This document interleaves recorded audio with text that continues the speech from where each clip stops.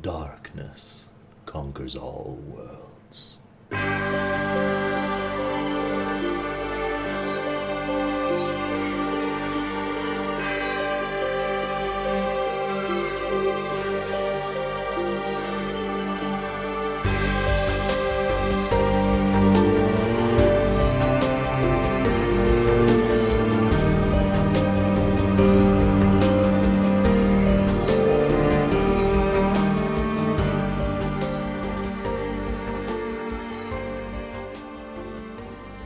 I'm going to just go ahead and be blunt with you. I have a lot to talk about. That, and that, and that, and that. Yeah, I have a couple notes on this game. But it's also worth noting that that's understandable because Dream Drop Distance is the lead up to the finale. Everything about the entire series comes together within this one game. A lot of things are explained, a lot of new mysteries arise, and basically every element, both thematic and literal, of the previous games is emphasized and present within this one. There is no way I can talk about this game without spoilers. I'm still going to do the little boom thing later on so you guys know. But I just want to say I'm kind of going to be talking about things in the order that they occurred to me as I was writing it down, so I do apologize for that. Also, one of the things that was most widely requested of me was to explain the time travel aspect of this game. And it's worth noting that there's actually two explanations. That's how convoluted it is. Regardless, I'm going to go ahead and put a note down there of a timestamp. It will be very late in the video. It'll be probably one of the last things I talk about, and that will be for anybody who wants to go straight to that and hear, the whole time travel thing. Obviously, that's spoiler territory for anybody who's knowing. One other thing before I get any further. This is hugely spoilerific, as I already mentioned, and so as a result, this being the quote-unquote end of the series as of now, in other words, the most recent to the current time, this is the point at which I am going to finally allow absolutely all spoilers for this series, of course, within the comments. So, no limitations, no restrictions as there has been for every other game in the series. Where to start? Let's talk about the intro movie. Let's talk about how awesome it is. There's an opening cinematic, which is probably my favorite intro cinematic in any Kingdom Hearts game ever. Highly symbolic. It's literally a representative of what I just mentioned of every game in the series to this date, and a theoretical final clash with Xehanort, which of course has not happened yet. And that's not a spoiler, because Kingdom Hearts 3 is coming out soon, so if you didn't know that, sorry. There's another game after this one. Spoilers! But, the way they did it was perfect because, I meant to actually have my 3DS here, and you pop it open, the bottom screen shows a silhouette of Mickey, and the top screen shows, what's actually happening in the cinematic part, in the pre-rendered cutscene. But everything on the bottom is representative of everything on the top in a way that's really awesome. Mickey splitting into two, and Roxas comes into play, and everything becoming distorted and odd when Xion enters. There's actually a few brief moments when Xion is visible on the top part, and there's actually 3 Mickeys down below. It's only there for, I believe, about a second or less than a second, but either way, definitely a nice touch. And one other thing I'm going to mention, I'm just going to mention this in brief, because this is kind of, again, getting into spoilers, but just look at the title image sometime with, Sora and Riku, and think about that. I'll talk about that more later. Now, this is one of the most in medias res intros I've ever seen in the Kingdom Hearts series. In fact, it is the most in medias res. I've never seen them actually do something like this to the extent that they have. We literally start the story, full tilt, already going into it. And they introduce this thing called flashbacks. Now, this is kind of cool in its own right and kind of not. I'm not sure I like the system because, I hate myself for saying this, but we already have a skip cutscene option. If we're replaying and want to skip a cutscene, we can just hit start and then hit yes. And then skip the cutscene, There was no need to separate them into these flashbacks. It was mainly done to emphasize the nature of the storytelling of this story, since dreams, obvious by the title, are a very big part of this game, which makes sense when you think about it. Nevertheless, the point is, we start the game, having already accepted the stuff that happened in the previous games, already in the middle of the exam, and then, oh my gosh, stuff happens. I can't talk about anything else about that until I get the spoiler section, so let's just move on. Let's see. One of the things, I have a note here called the Nexus Dimension. One of the things that's interesting about Kingdom Hearts is it is, by most definitions, a Nexus Dimension. In other words, it is a place where multiple properties from different worlds that otherwise don't actually connect can connect. Forgive me for the noise. Where the heck? In other words, the usage of the Final Fantasy characters and the Disney characters and whatnot up to this date is exactly indicative of that. But there is more potential there, and something that Nomura has been doing basically since the series began is asking about what additional properties or titles they can use in this so-called Nexus. It is therefore no surprise that when the time finally came, they decided to use something else that at the time was still at least relatively popular in Japan. It's one of those games that whenever I mention it to my friends, gamer friends here in the States, their response is usually, I've never heard of that. It's a game called The World Ends With You, which is another one of those games that is weird to talk about. I haven't done a proper video about it. If I did, it would be summarized by good plot, bad gameplay. I mean, that's a huge summarization. I don't like to do that because that doesn't get across the full nuances of the game. But the point remaining, it is a game I do recommend in what I call the bargain bin. In other words, if you can get it on sale, go for it. It's worth playing. That being said, I do have to mention something really quick. If you play Dream Drop Distance, you will be spoiling the world ends with you in several very large ways, so keep that in mind. Here's kind of the interesting thing. In every other instance of something else coming from the world to Kingdom Hearts, it is obviously a version of it. It is an idea rather than the actual literal canon in existence. In other words, the cloud or the squall we see in Kingdom Hearts is not the cloud or squall from FF7 or FF8.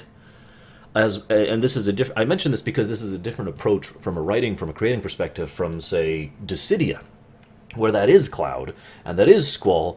They're just being pulled into a usual circumstance, and there's a set of rules guiding exactly how and what and where they are. And then, of course, they're dropped back at the end of Dissidia, so the end of that. But you get my point, right? These are not the original entities, and that's been true entirely throughout the whole thing. It is debatable as to whether or not the Disney entities are the original entities, but it's also worth noting that, unlike the Final Fantasy question, most people don't actually care to debate that, which is why I'm not even going to bring it up other than this sentence I'm just finishing right now. Boom! The World Ends With You is kind of unique in that if you look at it from a certain angle, it could actually still be continuity. I don't think it is, but what we get is the very strong impression that Shibuya, forgive me if I'm pronouncing it wrong, was one of the worlds that was attacked and consumed by the Heartless. And naturally, one of the only survivors of that is Joshua, for spoilery reasons I'm not going to go into right now.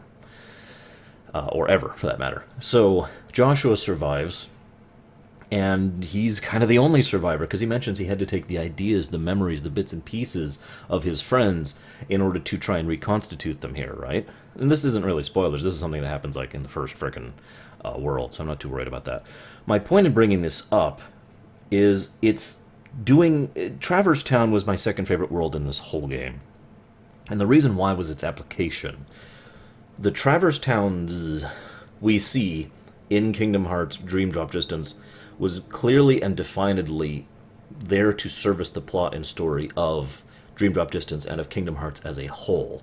We learn more about the setting, we imply more about the setting, the story, the backstory, the history. We learn more about the plot and what's going on. There's several big, plot threads that are that basically are dropped within this area, and we learn several certain significant facts, etc., etc. It was very well executed.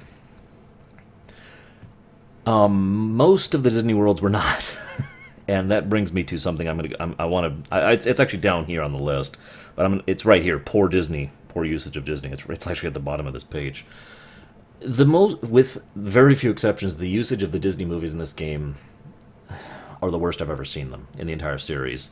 I actually had to kind of revise part of my recommendation of this game to several friends because I was like, look, I know you don't like the Disney sections in some of the games. And it's usually the sections where they do it kind of overboard or they're just not really well executed. You can tell it's just I've talked about this before, the pale imitation problem.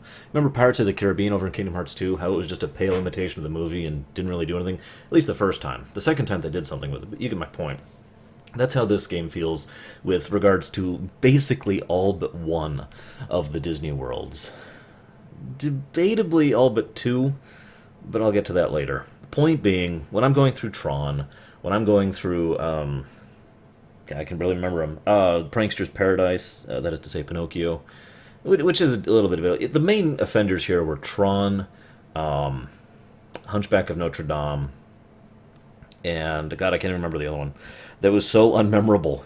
And that's kind of my point. It was so unmemorable, it had so little to do with anything. It didn't really advance the story or plot except for tiny, minuscule little pieces.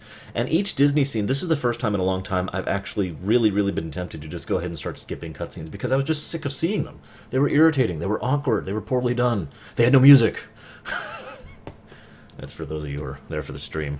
Although it is a really big problem in this game. The no music counter would have been through the roof on Dream Drop Distance. The only reason I forced myself to watch every cutscene was because I was in analysis mode. I wanted to make sure I didn't miss anything. I didn't miss anything. There was nothing there. But I just wanted to mention that for the recommendation's sake. I would still recommend this game. It's still fun to play. I'll start talking about gameplay in a moment, I swear. And it still has a wonderful plot. Arguably the best central plot of the Kingdom Hearts games to date. Although that is kind of a biased statement because it wouldn't have been that if not for all of the previous existing games. So take it for what it's worth. Let's go ahead and move down here. Flow motion is one of the new things they introduced in this. Now, flow motion is kind of hard to describe with words. If I was to describe it visually, it'd be like this.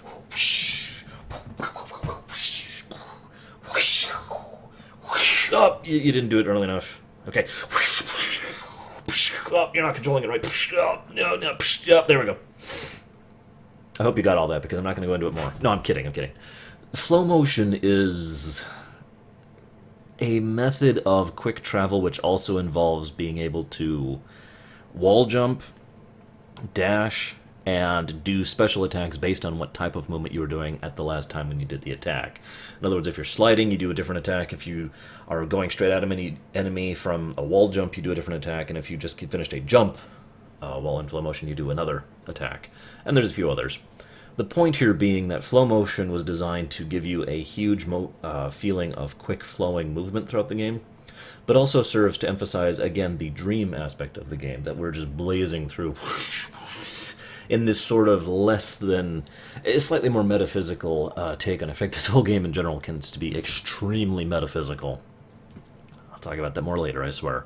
Point being, it does have an in-story integration and gameplay and story integration thing, in addition to just being, whee, this is fun. Whether or not you'll enjoy flow motion depends on how well you control it, in my experience. Now, I actually was pretty bad at flow motion my first time through, and to the point where I basically just kind of stopped doing it unless it was required. This time through, I made an active effort to go ahead and try and get good at it and use it well. And once you get the hang of it, it's a lot easier to control, because it doesn't really function the way it basically should. I don't know how to explain it other than the fact that you have to take into account that whatever you're bouncing off of for the flow motion, where you're holding the stick is in relative to you, not the camera. And you probably understand what I mean by it if you're thinking about it. So in other words, I'm holding to the right, which means it'll go this way, as opposed to my right, the camera over there. And once you get used to that, once you really get into the flow of it, no pun intended, it goes a lot smoother, and I really enjoyed the flow motion a lot more this time. It also ties in a lot with another thing, which is the huge towns. One of the things this game does really, really well, I'm going to mention this at least once more time because I really want to re-emphasize this, but most of the areas you go through are big. This is actually great for me.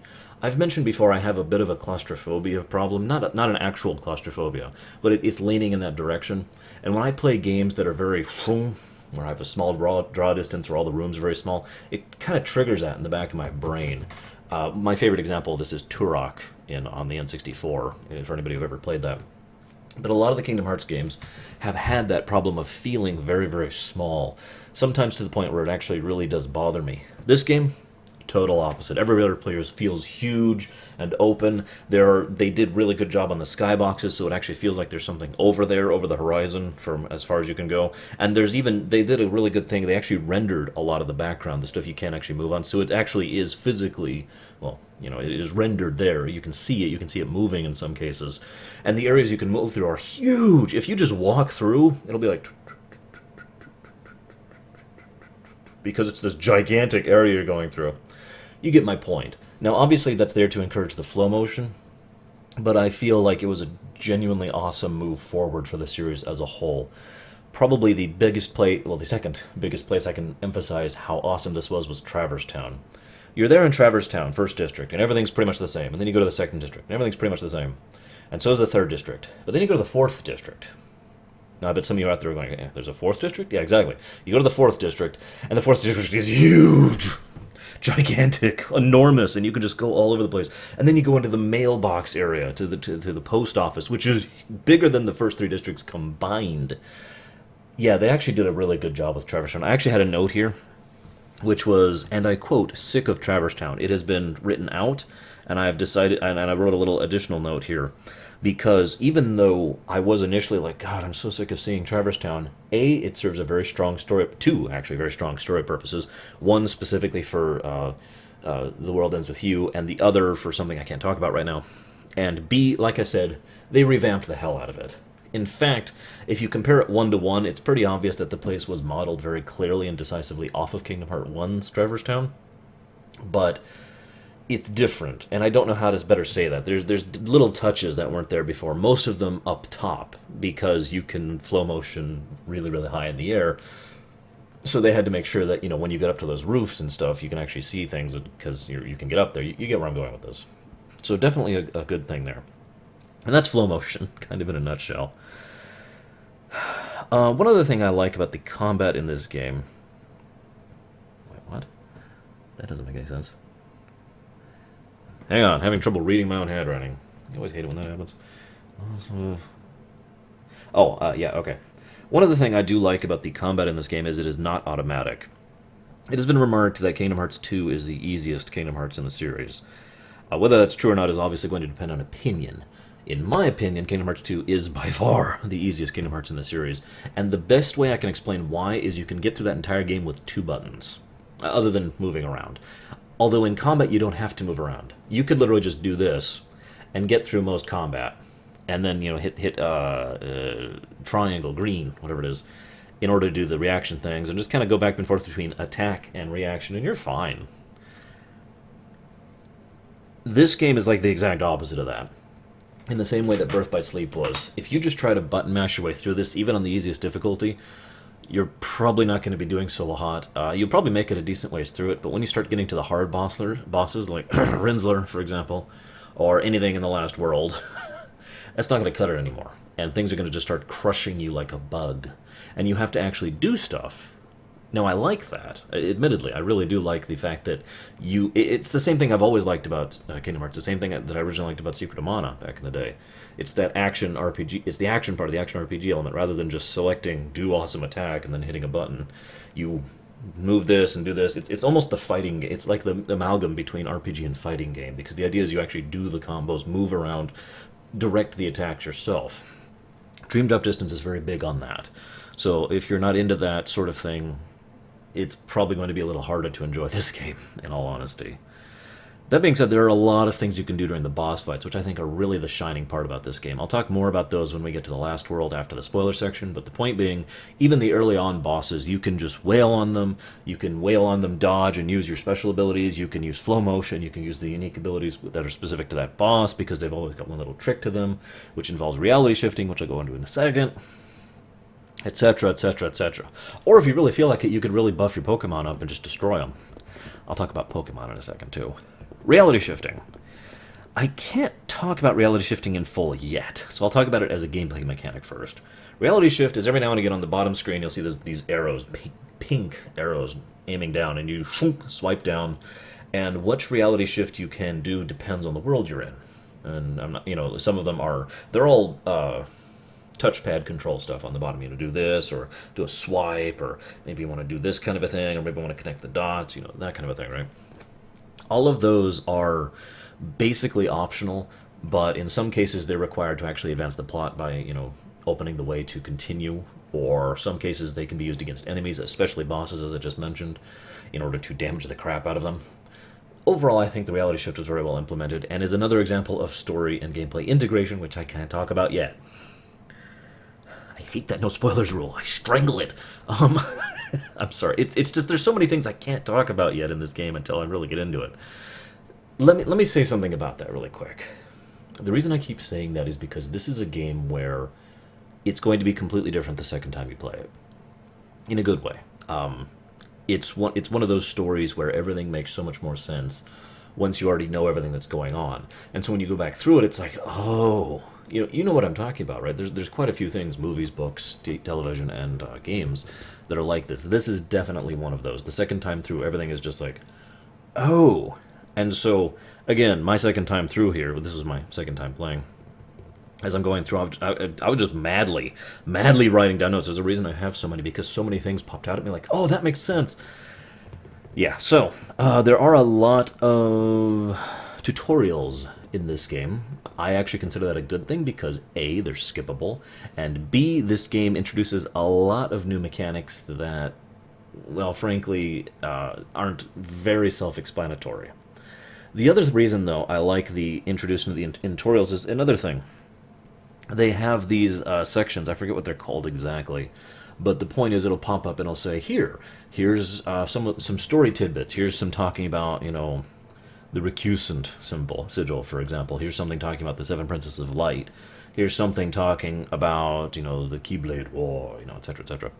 And, of course, there's a synopsis for each of the previous games, a very, very brief synopsis. But it's worth noting that everything they emphasize within that synopsis, everything that they bother to mention, is something significant for the story of this game, which is why it's in there. Well, one of the two reasons why it's in there. So that you can be reminded of things that you might have forgotten, especially if you're not like me and have a really good memory for stories and stuff. Lore. The other reason it's there is because it was assumed, I don't know if this is correct or not, that they basically wanted to get a new generation of players into the Kingdom Hearts series. And that's kind of what Dream Drop Distance was intended to be. Kind of a shame, since it's probably one of the not best. I mean, don't get me wrong, I do like this game a lot, but if I was to place it on the scale of the Kingdom Hearts where I like it, it'd be towards the bottom.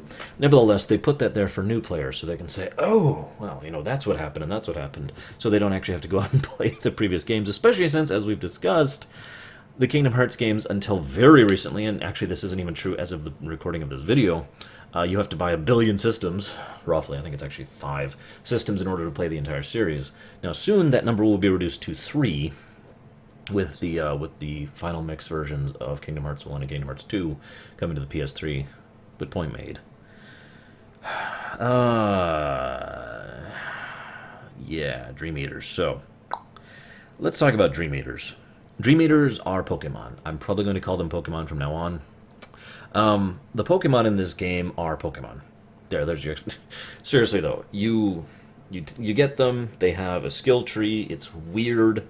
I don't want to go into the full detail of it. The bottom line here is your strength, abilities, and power is dependent on which Pokemon you select in your active party, and how you train them up, and how you change their disposition, and blah, blah, blah, blah, blah, blah, blah, and what their affinity is. And, of course, they themselves can be decent party members in their own right.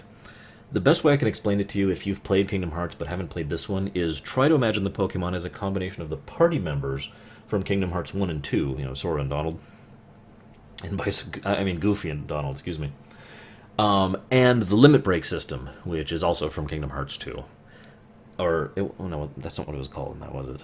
You know what I'm talking about, the red and the yellow, God, I can't remember what they're called, the fusion thing, Dragon Ball Z thing, I don't know, whatever. Point being, because both as Sora and as Riku, by the way, you can play as both as Sora and as Riku, you can merge with them to either do a special attack, like Sora does. Well, I can't talk about that, can I? Oh my freaking god! Okay, we'll talk about that later. They're Pokemon. They're fun. Go play it. Figure it out for yourself. Even if you don't go in with a guide, which I did intentionally this time around, you will still have a list of Pokemon, with a party, which is strong enough to get you through everything. Now, I didn't actually go after Julius this playthrough, but point remaining, if you just want to play the game and beat the game, just figuring it out on your own, doing it around without a guide or without a manual or whatever, will work. If you want the best, if you want the most capacity, I strongly recommend looking it up and researching it and figuring out which Pokemon you want to make when and where and how. Because it's kind of complicated. It's kind of a combination of the crafting system for Birth by Sleep, in addition to the party members and the the limit break thing.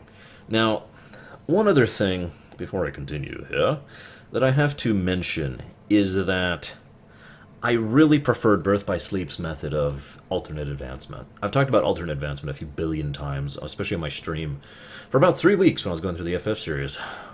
Were you there? But the point is, alternate advancement, for those of you who weren't there, refers to anything you can do to customize or advance or progress your character in addition to plain old levels. The Final Fantasy series is the best thing I can point to here because FF5, 6, 7, 8, 9, 10... Actually, 10 didn't really have anything. So, FF5 through 9, and 10 too, actually, all had alternate leveling paths. They had something in addition to levels that you could do to customize, materia, magicite, etc. The Kingdom Hearts series has usually had something like that. In Kingdom Hearts 1, it was incredibly threadbare, to the point where I wouldn't even call that alternate advancement at all. Same with Chain of Memories, because the cards wasn't really... it didn't really work like that in Chain of Memories. But in Kingdom Hearts 2... well, actually, I'm going to go ahead and say that Kingdom Hearts 2 wasn't really that big an alternate. The closest thing Kingdom Hearts 2 had to alternate leveling was the leveling up of your drives. That's what they were called, the drive forms. Birth by Sleep is the first one that recoded, actually. 358 was the first one to really introduce a sort of customization method. Let's go ahead and skip ahead to Birth by Sleep, because that's what I want to talk about. In Birth by Sleep, you leveled. Okay. Then you had your skills. Now, your skills could be maxed, and then they could be combined. And there was this whole crafting system around that. That was the alternate leveling system of Birth by Sleep. It was awesome. I love it. It's probably one of my favorite systems ever. I'd say a third favorite, if I was to actually put it on a list. This game uses the Pokemon as the alternate leveling system, and I kind of wish we'd stuck with the BBS system. That being said, it's not that bad. It just takes a lot of getting used to, especially the fact that... I don't know. Just play the game. You'll see it for yourself. Let me talk about one other thing that I don't like about this game. And that's the fact that the enemies have too much damn HP. Now, what I mean by that is I don't mean that they're too difficult. Quite the contrary, I think the overall difficulty is pretty spot on, especially the bosses. I just think they have too much HP. A boss being difficult... This is a game designer thing. Forgive me for prattling on. But if you're going to have a situation where a boss or an enemy or whatever has a large amount of HP, you want to do so for a specific reason. For example, this is often used as a DPS race kind of a situation, Make it so the boss has a few things that you have to avoid, so you can't always be 100% uptime on DPS. And then make him have a ton of health, and have a timer or a soft enrage or a hard enrage or something that makes it so you have to push through that health as quickly as possible. Okay. Don't give every enemy from a certain point on in the game and every boss just oodles of health just because. There are too many times, especially on this playthrough, but it was true on my first playthrough as well, where I just got bored on some of the fights. Because mostly the trash fights, actually, not the bosses. Because it was just like, dodging everything and doing the flow motion. I'm doing all this awesome stuff, and then I look up and I realize the enemies are at half health, and I'm like, okay, I'll keep doing it and keep doing it. It got boring. Don't just pad out a fight by giving the enemies more health. I feel like this was done on purpose because this is overall a pretty short game, all things considered. My first playthrough where I, 100% of the game, got the secret ending, beat Julius, etc., was 26 hours, I want to say something like that. Actually, yeah, it's 20-something hours. Not all that long, all things considered. This playthrough was 13, which was not doing all the optional stuff, obviously. Just, playing through the main quest. Kind of short for an RPG. Kind of short, and you could say, well, it's on a handheld. No. Even handheld games can be pretty dang long if they know what they're doing. But I feel like it was done intentionally to kind of pad things out, if you know what I mean. God almighty, I have so much stuff to talk about. Okay. Can I just get out of the spoiler? Can I just leave the spoiler section? Do I have anything else gameplay-wise to talk about? Hang on a second. I know this page, every note start with thoughts on, blah, blah, blah, blah, blah. Thoughts on, blah, blah, blah, blah, blah. Thoughts on. Let's go ahead and check. I think I don't actually have that much else to talk about the gameplay. Not really. Let's go ahead and Yeah, screw it, screw it. I'm sick of having this wall of spoilers on me. So, um, we're going to go ahead and cut the line here, and we'll talk about, oh, sorry, got another thing. We'll go ahead and start talking about spoilers. Now, oh, I feel so much better. Okay, it was a sled. Okay, it was this sled. It was a sled. Okay, now that I got that out of my system, now I got to rewind and talk about all the things I haven't talked about. Oh my god, see, the problem is this game is so complicated. It does make sense.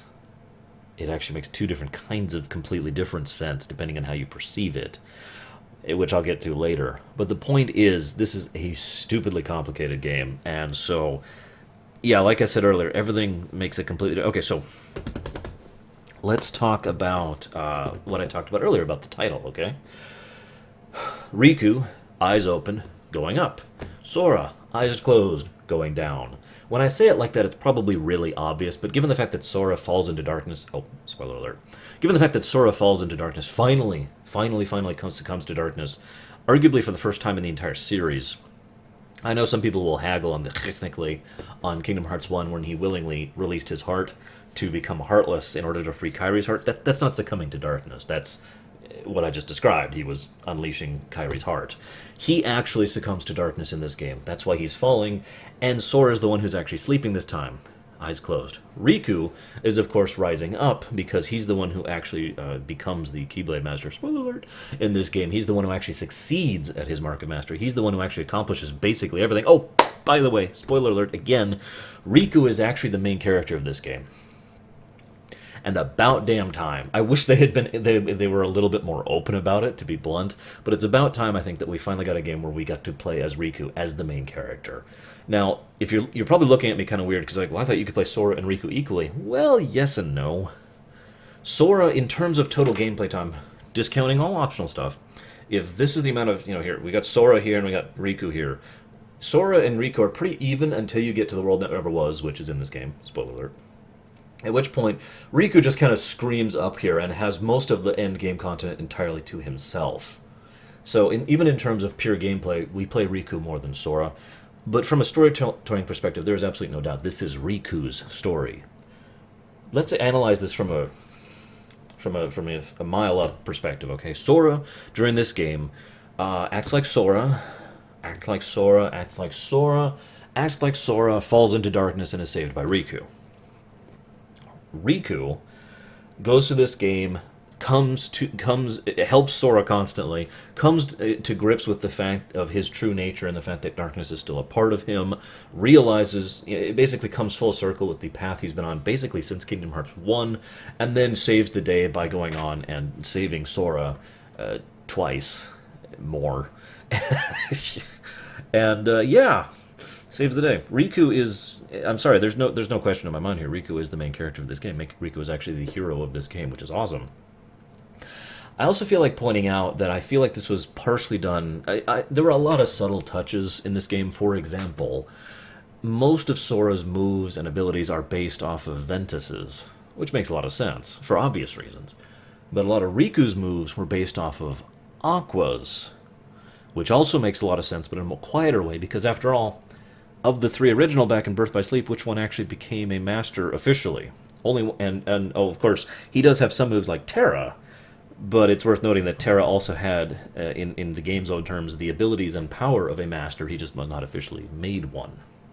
So we have Terra, who's basically playing, in gameplay terms, like Aqua and... Riku is playing like Terra and Aqua. Getting my names mixed up.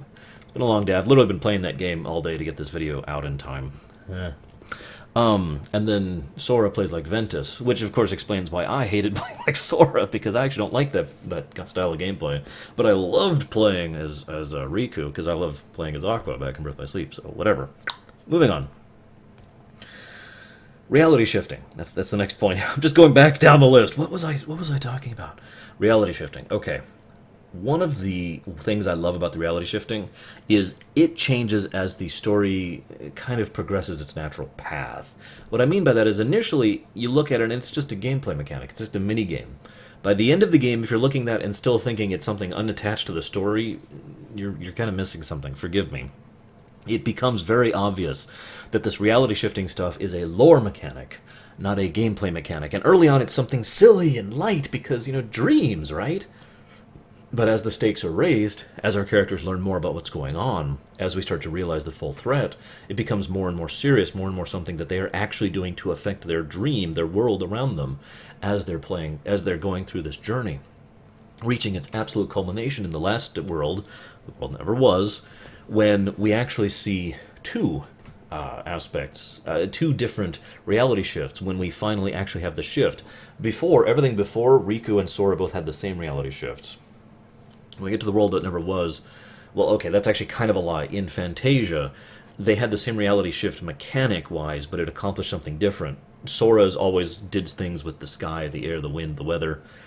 Sora, air, yeah. And Riku always did things with the earth, the plants, life, nature, earth. Yeah. When we get to the world that never was, we have I forget what they're called, but Riku's is something about cutting the mirage, removing the mirage, and Sora's is about removing, destroying the nightmare's end, I believe. They're both gameplay-wise the same thing, but they went out of their way to make them be named the same thing, and whenever either of them does it, the other appears along with them to help them with it. Again, fully emphasizing that this is officially, and always has been, a lore, a in-story mechanic, not just a gameplay mechanic, which is awesome, and I really like it. Speaking of which, if you're still watching, and you still haven't played this game for whatever reason, I know that I said earlier that I don't fully recommend this game, not nearly as much, and it's lower on the list, but as I was replaying through this, I was confused, because I remembered this game a lot more fondly than I was playing through it. And I was wondering, why did I think of this game as so highly? Well, it's kind of the same thing that happened with Kingdom Hearts 1 with me, because in Kingdom Hearts 1, whenever I replay H1, basically until I get to Hollow Bastion, I'm just kind of going through the motions, because there's only a couple of the Disney World I really enjoy. I think only 3, actually. Same thing in this one. The first parts of the game were just like, okay. I get to Three Musketeers World, and I was like, okay, I'm with that. That's kind of cool. I mean, it's an interesting thing. I'll talk about it more later. And then I got to Fantasia, which was very well done, if not really have anything to do with the story, but it was at least very well executed, so okay. And then I get to the world that never was, and all of a sudden I love the hell out of this game.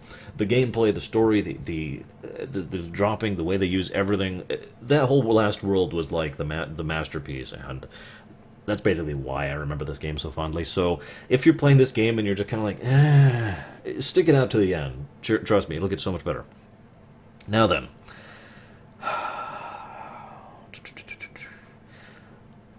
Where is... Okay, there's Traverse Town, Hunchback of Notre Dame, which I already talked about. Poor usage of Disney, which I already talked about. Okay, I wanted to talk about one other additional thing in regard to the Disney movies. Okay, spoiler alert. I'm going to stop saying that, I swear. Sora... Okay, this is actually stupidly complicated. I'm not even sure where to begin. It is debatable as to whether or not Sora is actually traveling through Sleeping Worlds or not. We're not sure. Still, it is up to debate. Basically, there's two real possibilities. One, he is traveling through the Sleeping Worlds, he's just being followed. Or two, he's being guided through Sleeping Worlds that are connected to him in some way. And that's kind of what's been happening throughout the whole thing. Which one, like I said, I'm not sure which one is actually true. It is my personal theory that he is in fact going through these Sleeping Worlds.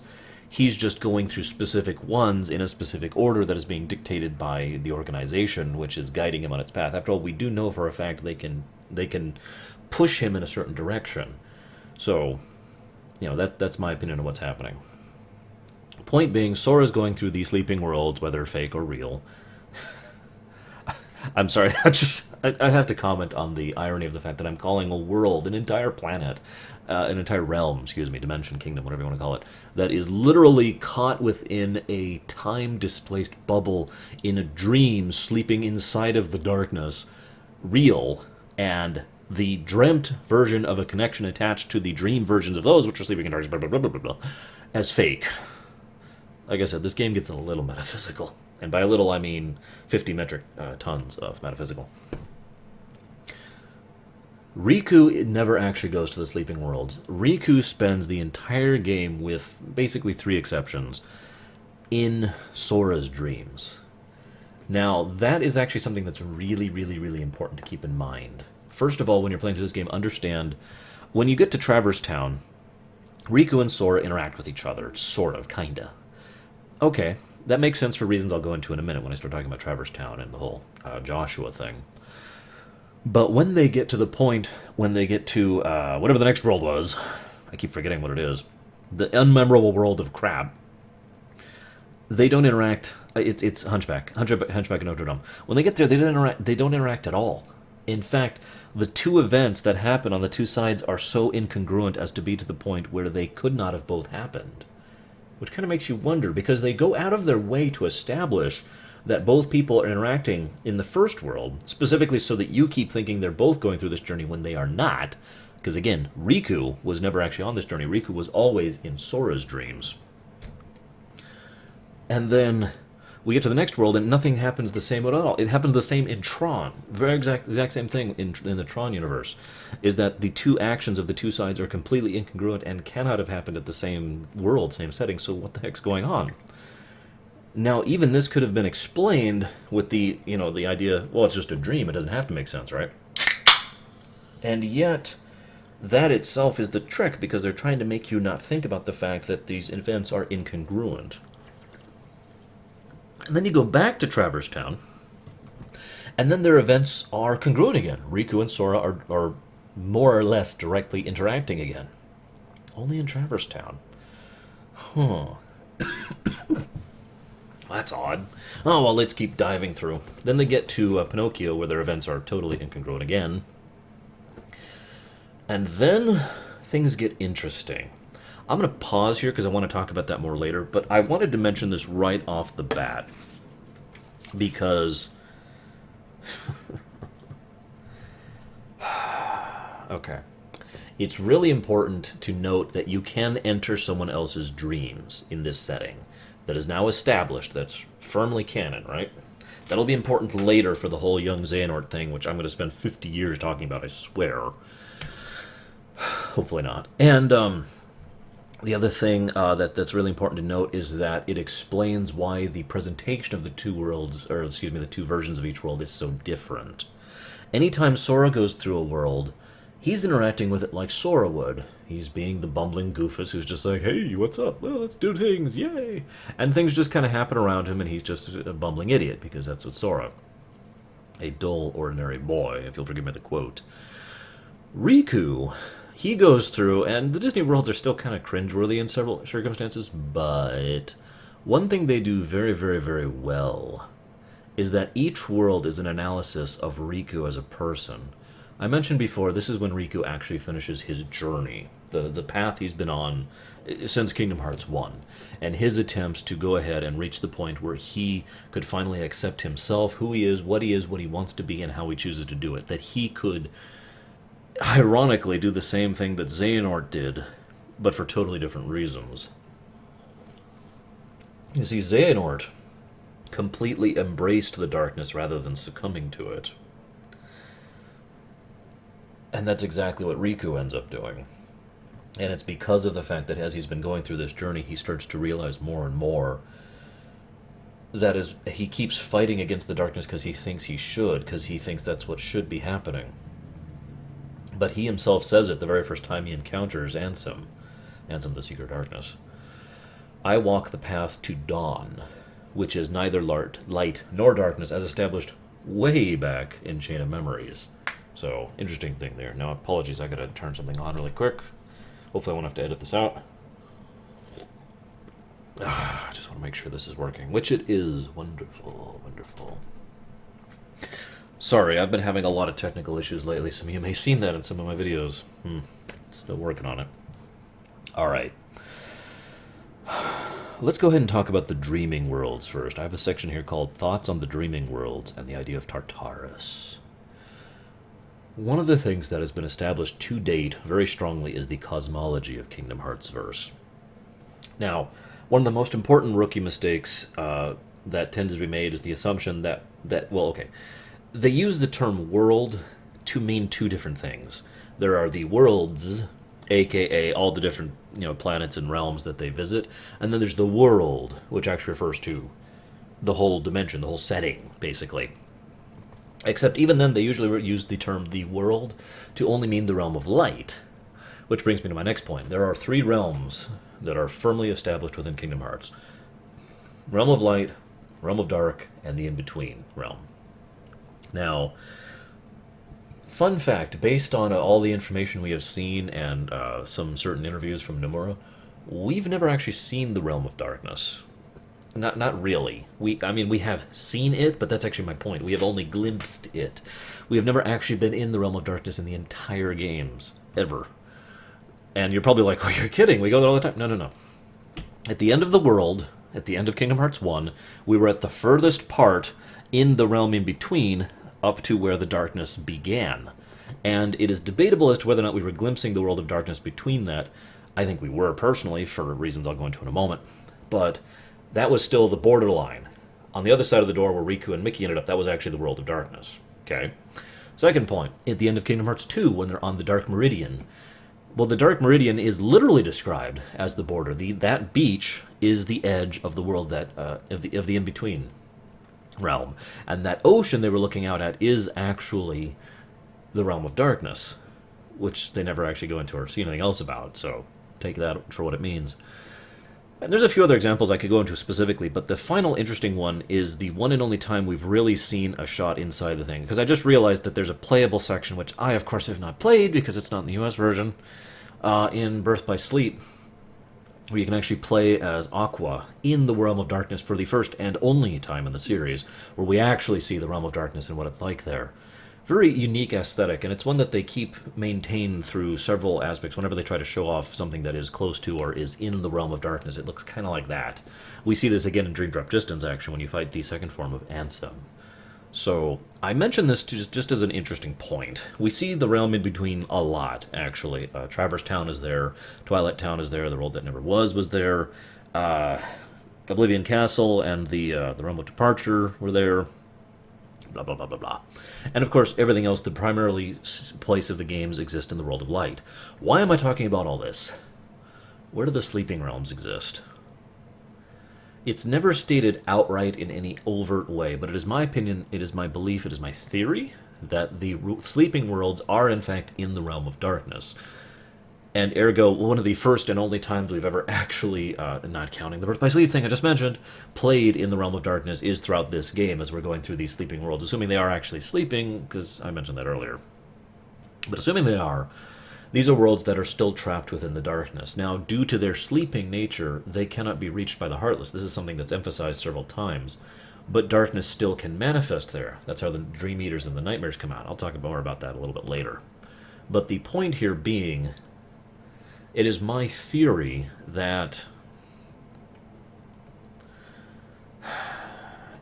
it's best to consider the entire Kingdom Hearts setting as a setting, galaxy, realm, dimension, whatever word you want to use, that is still broken. And I mentioned the word still. I know some of the fans of this series out there are going to be looking at me going, well, duh. But what I mean by that is, after the original war, after Kingdom Hearts was, tossed into the realm of darkness, and has never been seen ever since, and we still know virtually nothing about it in actual fact, we only have theories, ever since that point in time, the entirety of the setting has been fractured, because originally it was an amalgam of light and darkness, and now we've got these three realms, and everything's just kind of jumbled and all over the place, and Heartless are running around consuming worlds, which are pulling apart them, and some of them go into the realm of darkness, and some of them go into the realm in between, and sometimes they just kind of end up in this nether void. So my point is, if this concept is true, which I firmly believe it is, the sleeping worlds are another symptom of the incredibly broken nature of this dimension, of this setting, whatever you want to call it. They are worlds that have fallen from the realm of light very, very, very far, probably the furthest, I'd say the second furthest actually, possible, into the realm of darkness. If you were to consider it as a line, furthest light, furthest dark, they're like over here. But because they are so... the hearts of the world and the people within them are so locked tight within, the quote-unquote dream state, the sleep, They cannot actually be properly influenced by external forces. You have to actually move into those dreams in order to influence them and unlock them, and thus the world can re-emerge over here in the realm of light.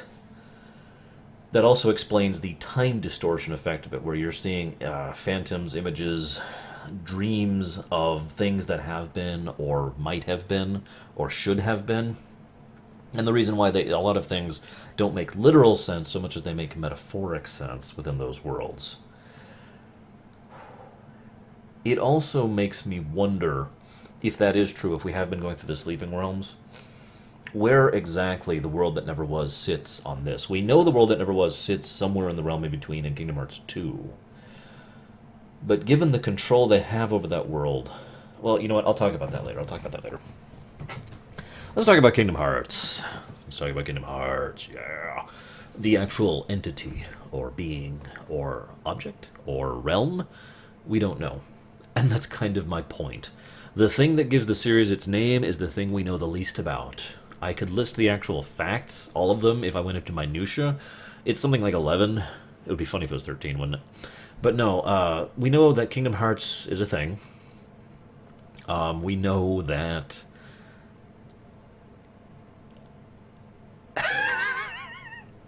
I'm tempted to say that's it, but no, there is one important thing we know. We know that Kingdom Hearts, during the Keyblade War, or as a result of it, could have been deliberate, we don't know, was tossed from... When the realms split, it went way into the realm of darkness.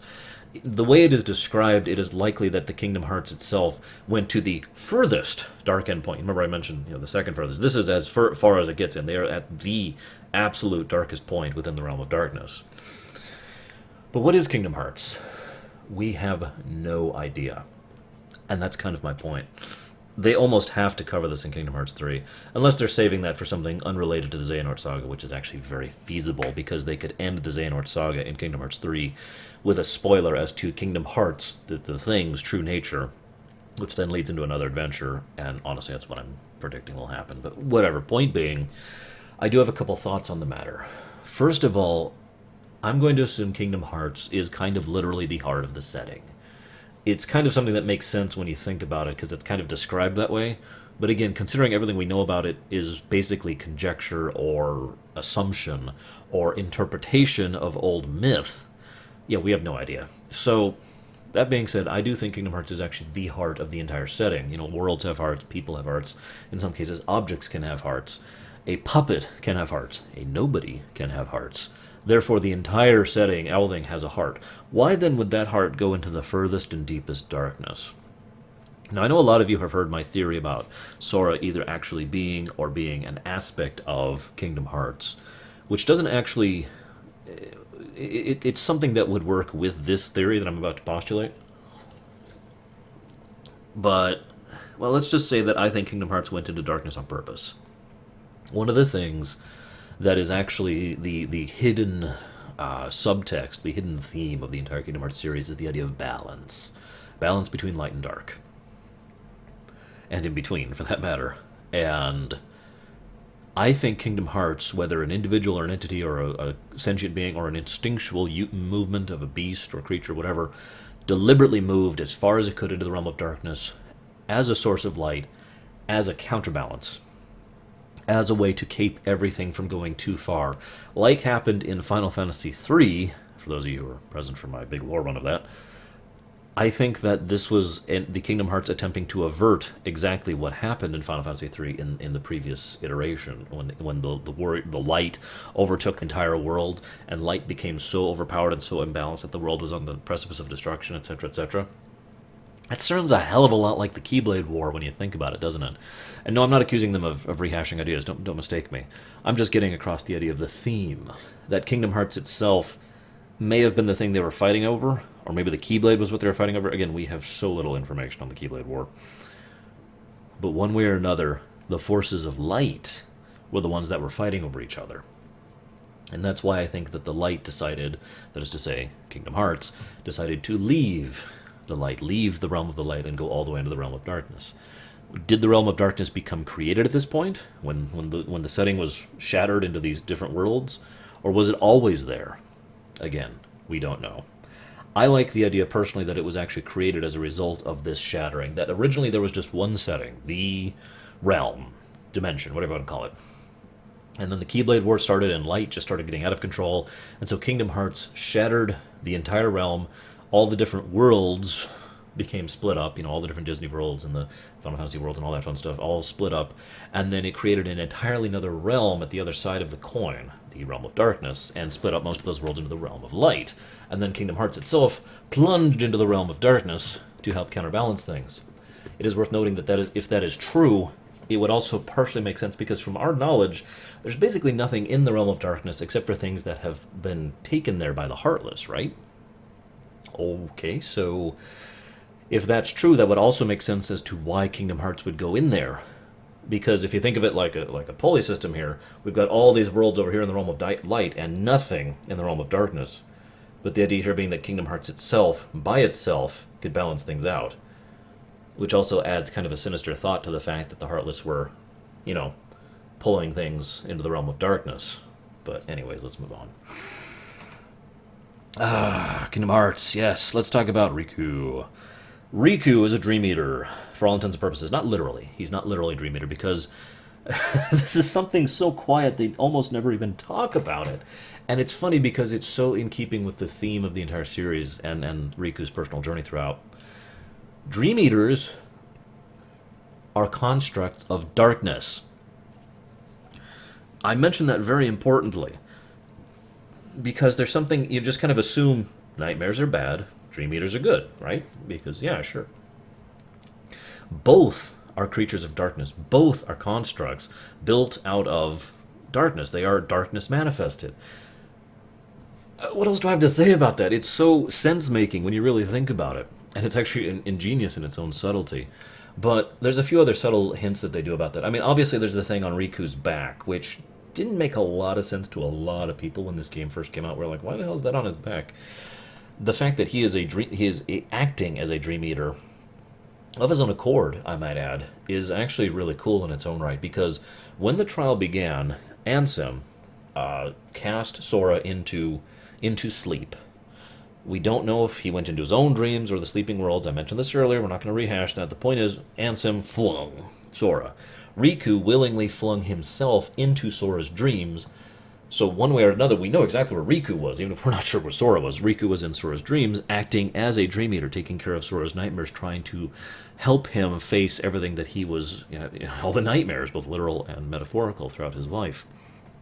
That is also why, as I mentioned earlier, as you go through the worlds, the interaction between the two becomes a little bit more and more apparent, and it reaches the part where the two sides are effectively interacting with each other because Riku is helping Sora this is an Inception thing, by the way. I'm just going to say that. There's no other way for it. We got Riku here, and we got Sora here. Now, Sora's in a dream, so he's either in his own dreams or he's in the dream world. Take your pick. But either way, Sora's down here. The real world's up here somewhere. Riku's down here. Both of them are dreaming, but he's actually attached to his dreams. So his dreams can still affect his. That's kind of the important part, though. Sora never helps Riku out. Sora never does anything that helps Riku on his path.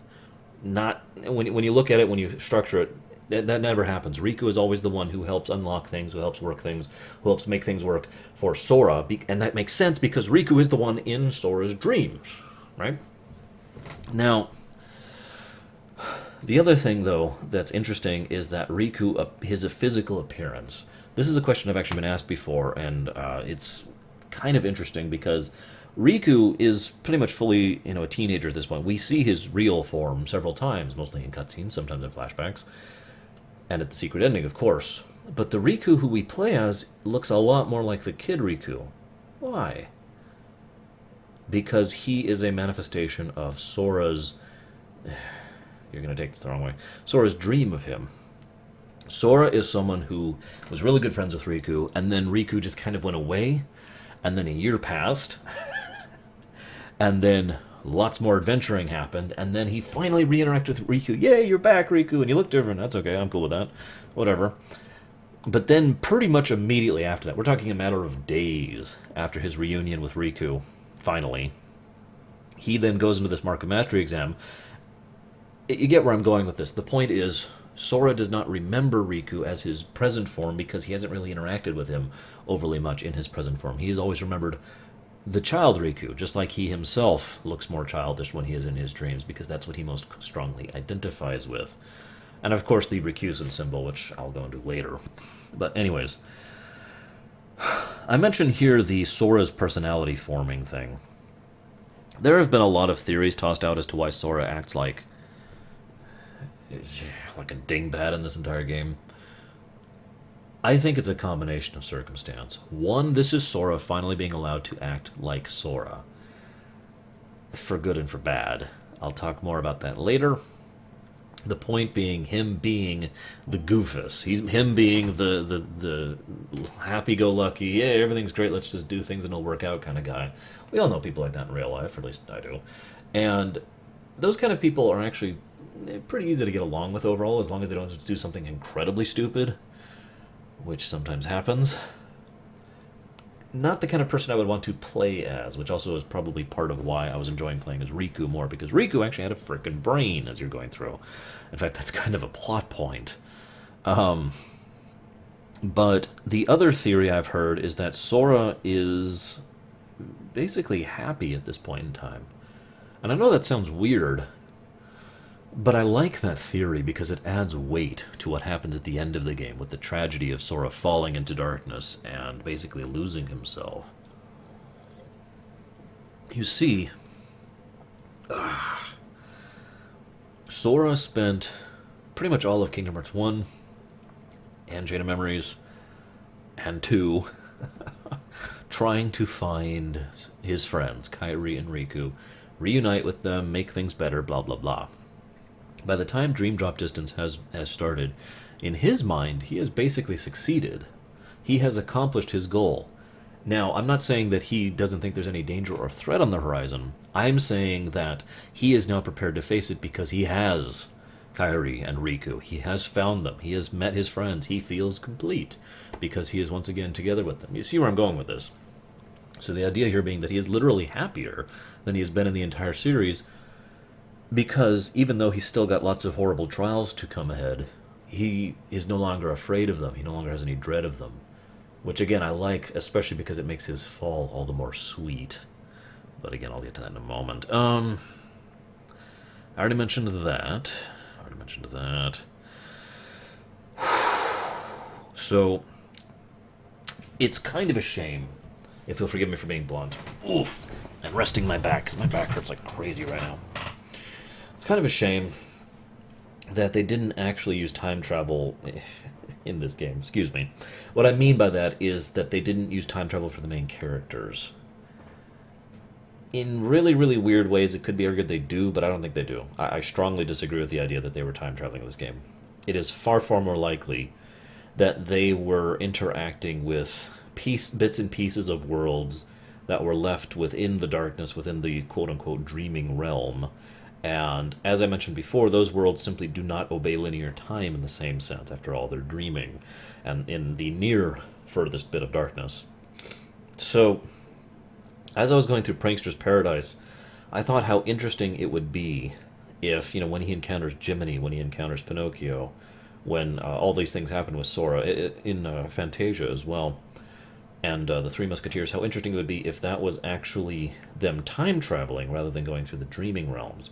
But having analyzed it and really thought about it extensively, I don't think that's true. It would have been an interesting concept and an opportunity kind of missed, but nevertheless, I don't think that's what they were going for.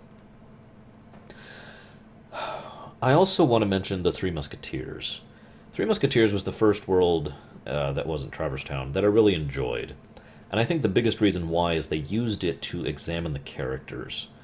In that we had pretty much all the main Disney cast at their formative years, if you know what I mean. We learned, based on information, that this is pretty much right after Mickey had first been taken on as apprentice by Yen Sid and had been made aware of the different realms and allowed transit between them, right? So he had come here with Donald and Goofy, and possibly other people too. We're not 100% sure how that actually works, but we know for a fact that that is definitely Mickey, Donald, and Goofy. I mention that because we're not sure if that's Minnie and Pete or not. However, based on the way it goes, I think that actually is Minnie and Pete. Yeah, it's kind of complicated, but the idea is that after their adventures there, the ones that actually happen, not the ones in the dream in the game, Minnie and Pete ended up coming back with them to wherever, the end, I suppose. Or it could also be argued that that is a form of the Disney verse, the Disney town, just a different aspect of it. It certainly would be fitting in the, shall we say, cartoony inconsistency of Disney Town, wouldn't it? Nevertheless, the reason I liked it so much was it showed us a lot of Mickey, Donald, and Goofy and their characters' traits developing. Unfortunately, that world was pretty short, so we only see a tiny few tidbits each. But we do see Donald start to overcome his cowardice and start to actually become the brave, court wizard, basically, that he would eventually become. We see Goofy starting to use his brain. For those of you who've watched my streams and heard me talk about Kingdom Hearts, I've said many times that Goofy is one of the smartest characters in the series. We see the beginnings of that here in the Three Musketeers land, where he starts to actually have ideas of his own, which actually work. Holy moly! It's like using your brain works. It's so weird, and so forth and so on. And of course, the idea that Mickey himself has to rise up to the occasion of being a musketeer, which in every way, shape, and form could be just replaced with the word a Keyblade wielder, or a Keyblade knight, if you prefer. And it pretty much fits one to one, and you see where I'm going with that. Before I go on, though, I have to talk about something about the Three Musketeers land.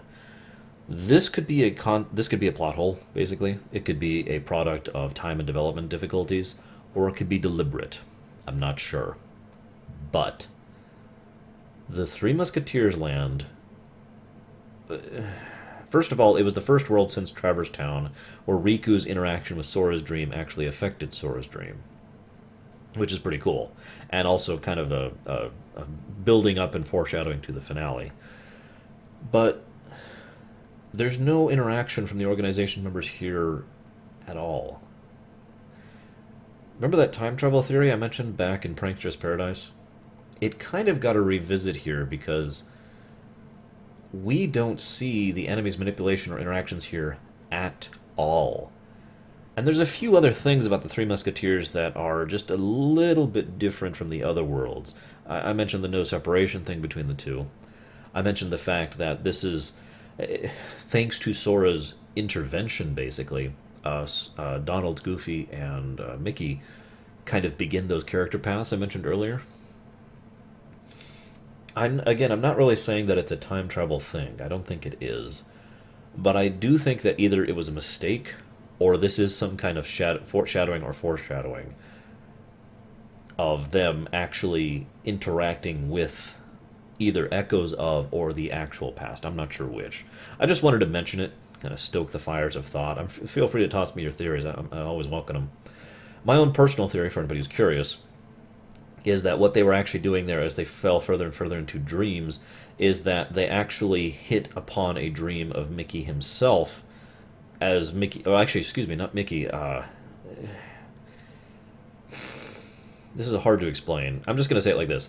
They stumbled onto a dream of Kingdom Hearts itself. A dream of something that happened a long time ago, well before Birth by Sleep even began, actually. And was kind of a unintentional thing, an accident. And the whole deal with the organization and their manipulations didn't work there because their reach didn't extend that far, basically. They had no capacity to influence them there. And in fact, if Sora and Riku hadn't, gotten out and then kept diving, they might not have been able to reach them again. Of course, once they get to Fantasia, back on track, but you get the point. Let's go ahead and talk about Traverse Town really quickly. Some people have told me that Traverse Town is inconsistent with the rest of the worlds in this set, given the whole Inception thing I mentioned earlier. I actually disagree pretty strongly because in most of the other worlds, most of the in-between worlds, let's call them that, in between Traverse Town and Three Musketeers, Sora and Riku have virtually no interaction. In fact, they have zero interaction, right? Their two worlds are incongruent. And yet in Traverse Town, they are very congruent. It is also worth noting that Traverse Town is finally defined in this game as a morphic realm, world, whatever you want to call it. A setting that basically exists when it is needed for people who are cast off and otherwise are having difficulties. That's why it exists in the in-between, because people who came from either the realm of light or the realm of darkness would be able to end up here equally, right? It's what happened to Sora way back in Kingdom Hearts 1. So Joshua makes this place, this particular world, and brings these people to it. There's two possibilities that both explain what's going on there, though. One, they are... Actually, there's three possibilities. God, this is so complicated. Either that actually is a place in the sleeping realm, the sleeping realm, in other words, very far within the realm of darkness, that Joshua has specifically created to attempt to rebuild, recreate, in order to bring his friends back to life after they were destroyed and their hearts consumed and possibly their bodies killed as well by an invasion of the Heartless and Shibuya being destroyed. Or it's possible that Sora and Riku... you know what? I'm not even going to get messed with the other ones because I like that theory the best. There's a bunch of other possibilities. It might have been a dream. It might have been a connection of Kingdom Hearts. It might have been because they're too close to the surface, blah, blah, blah, blah, blah. Point being, if you think of it from the perspective that I just mentioned, that this is basically an artificially generated... Well, I shouldn't say artificially generated because all Traverse Towns are artificially generated. But this is a version of Traverse Town that has been generated by Joshua, specifically to save his friends.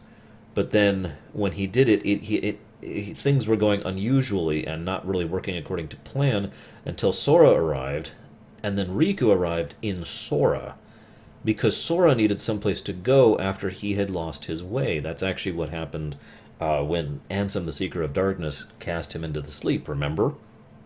So Sora ended up in this Traverse Town, possibly or possibly not in the realm of sleep. Again, we're really not sure, and it almost doesn't matter. But then Riku, who dived into Sora, also formed a Traverse Town, a connected Traverse Town, because Traverse Town itself breaks the rules of the other worlds. It's not the same as other places. It actually exists for the user, basically. And so that's how they were so integrally connected, because they are so integrally connected, and that's the way they managed to be aware of that connection, because it breaks the rules. All the other worlds, there was almost no interaction until they got closer and closer to actually realizing their circumstance, and Riku was able to actually affect Sora's dream. Make sense? I hope so, because I'm not explaining that again. Holy crap. Okay. Fantasia was an interesting world because from an execution and a engineering perspective, it was pretty much flawless.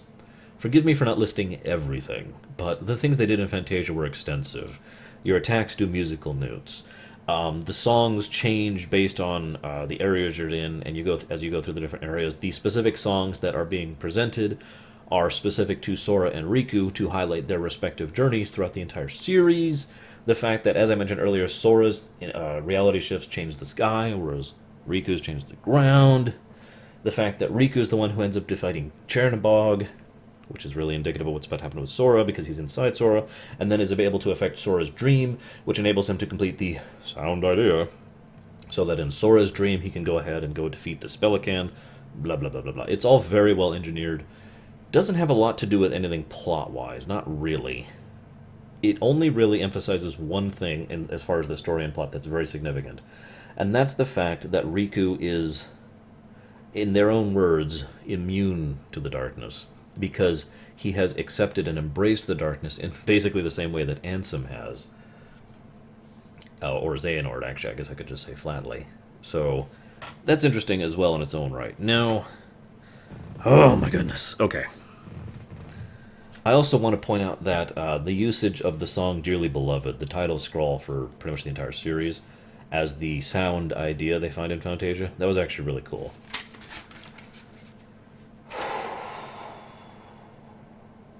One other thing I want to mention here is that during the refights against, Ansem and Xemnas and, I guess that's it. Well, Vanitas as well. But anyways, well, not Vanitas. More like, it's complicated. Point being, all of the battle refights, they could have just done what they have done in the past and basically rebuild those fights. But they actually went really far out. One thing I've really liked about Kingdom Hearts ever since Kingdom Hearts 1 is they really have a good boss design team, an encounter team, in other words, for lack of a better term. A lot of the bosses in the Kingdom Hearts series are one of the reasons I enjoy playing the series so much, not just watching it, because, my attachment to the story and the lore and the setting. And this game is no exception. The boss fights, pretty much the moment you hit the world that never was onwards, are all amazing, and they're all new. Now, obviously, Xemnas' abilities and Ansem's abilities both are based, in many ways, off of their original forms, but they do something new with it in all cases. All I gotta say is Ansem Form 2, and if you don't know what I'm talking about, feel free to YouTube it or just play the game yourself, but holy crap, man. Probably one of the hardest fights in the game. I'd say actually the second hardest fight in the game for me personally was Ansem Form 2. The fact that I was just having, oh my god, that just, yeah, that was a fun fight. But I really wanted to give them props for that. I also want to mention one other thing that really came to me as I was going through The World That Never Was. Sora is Disney. Riku is Squaresoft. Let me back up and explain that a bit. You might be looking at me and saying, duh, to the Sora is Disney thing, because he embodies so many of those Disney mentalities. But at the same time, when I say that, I mean older Disney. You know, I don't mean like when the good old days were good. No, I mean like the way Disney kind of used to be, and really isn't like that anymore. As far as their movies, as far as the works they put out, you know, the kind of happy-go-lucky, things will just work out, zany, you know. It describes Sora in many ways, doesn't it? And Riku, in many ways, embodies the kind of personality that happened very strongly within a lot of Squaresoft's games. You know, the early Final Fantasies, and, you know, Chrono Trigger, and Secret of Mana, and Breath of... well... Yeah, they worked on Breath of Fire, didn't they? The first one? I can't remember. I know they worked on one of the Breath of Fires. And I know they also worked on Super Mario RPG. Point being, I say Squaresoft specifically to get across the point because just as Sora is old Disney, Riku is old Square. You see where I'm going with that? And I just felt like it's interesting because, you know, Riku's the one who thinks, Riku's the one who behaves, pays attention, is, you know, awesome and powerful and all this fun stuff.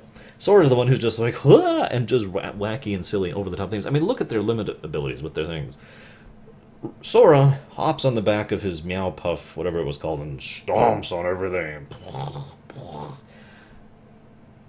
Riku merges with him and gains the ability to teleport, or a massively huge sword, or, you know, vastly increased damage or attack rate, you know, blah, blah, blah, blah, blah. I'm sure you see the comparison I'm going with here. Oh, by the way, one other thing I meant to mention earlier is the fact that, obviously, another hint that Riku was a Dream Eater, or acting like a Dream Eater all along, is the game itself actually mentions Dream Eaters can merge to create more powerful effects. But Sora never merges with them. Riku does. Anyways, there's a huge section of World That Never Was, especially when you start as Sora, that is what I like to call a Dumbledore section. No offense to Harry Potter. Actually, I like Harry Potter. But the point is, when Dumbledore comes in and just kind of starts explaining things, and Zigbar and young Xehanort both kind of fill that role for Sora in The World That Never Was, as they start to explain basically everything that's been happening throughout the plot thus far. One of the things I really like about how they presented it is, first of all, they did something unique. They put the camera into the first-person perspective of Sora for huge sections of it. That really forced upon you, the player, to be seeing what Sora sees, obviously, but also to feel how he's feeling. They did a lot of visual effects with it. By the way, don't play that section with the 3D on. Headache-inducing. They really, you know, did a lot of effects to emphasize how powerless you are, and it really emphasized that dream feeling of things, which is also appropriate because this is when Sora goes another layer further into dreams, which I'll talk about in just a moment. But the general helplessness that Sora was actually feeling, and indeed was helpless as a result of, really gets across during those scenes. It was very well directed. It was very well executed. Now, what? Oh, the reality shift thing. Yeah, I mentioned the reality shift thing earlier, basically. I wanted to re-mention it here, because this is the world where Sora's reality shift is Midnight, you know, End, or no, Nightmare's End, and Riku's is Mirage's End. Riku is trying to wake up. Sora is trying to defeat his nightmares, which involves being further into sleep. Makes sense?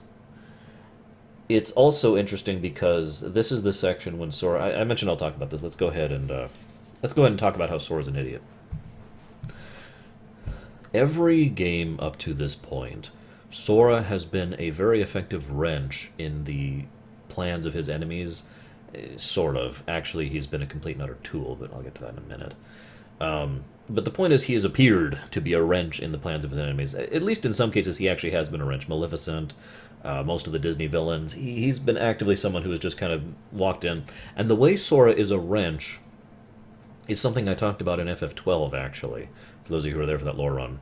You can have all the plans and knowledge and traps and all this wonderful manipulation in the world, but as moment someone decides they care more about just dealing with you than all the consequences of that, your plans mean nothing.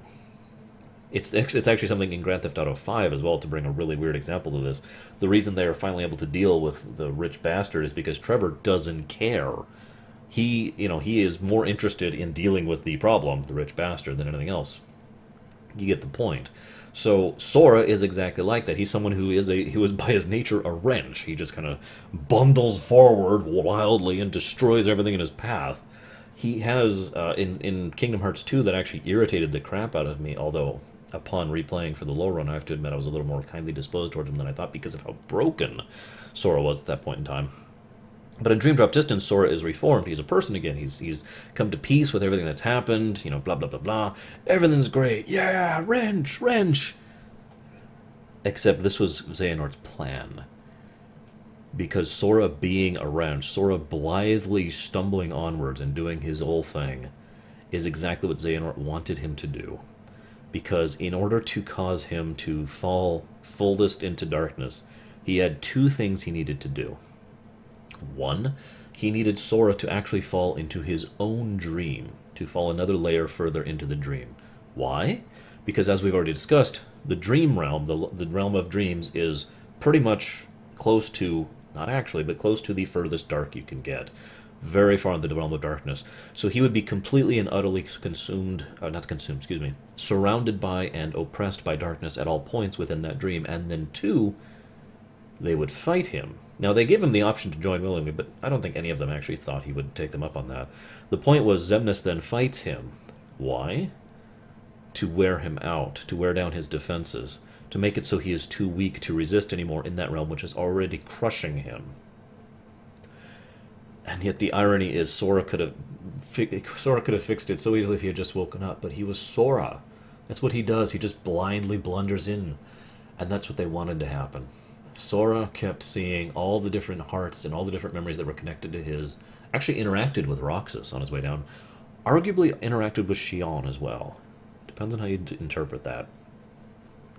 Definitely didn't interact with Terra or Aqua. Those were just dreams, memories, whatever you want to call them, figments. But as he's going down there, he just blundered for. You see where I'm going with this? He blundered forward. He's like, "No, come on, stop!" And even as Riku, who is actually physically at his previous form, at his sleeping form, is like, "Stop! You don't understand. Wake up, you idiot!" Sora just blithely runs food because that's what Sora does. Before I go on, one thing to note about the Roxas thing. I absolutely loved so much of the exposition at the end of this game because not only did it make a lot of things make a lot of sense, it was pretty much spot on for the points they had to hit. Number one, Roxas had a rough life. All 358 days of it. I know it was actually a few more days than that, but you get the point. Oh, would that be 350? No, 365 days, I guess. Anyways, he had a rough life. He had a lot of really bad things happen to him. He had a lot of anger and rage and refusal at it. And at the end, he had found a form of peace in himself by accepting that he was a part of Sora. It is then ironic that Sora himself denies that and says, no, no, no, you deserve to be your own person just as much as I do. Which is awesome. And then the next thing that is mentioned, well, it's not mentioned, the next thing that happens is Roxas finally, for the first time, unlocks all of his memories for Sora, which until now Sora has not had. It can be argued if that was Roxas fully subliming himself into Sora, or if he was just opening his heart, because Roxas does have his own unique heart at this point in time, up to Sora's, and thus Sora was filled with the actual memories of everything that happened. One way or another, though, ironically, that's pretty much the thing that really broke Sora. Really broke his heart, if you'll forgive me for putting it in such terms.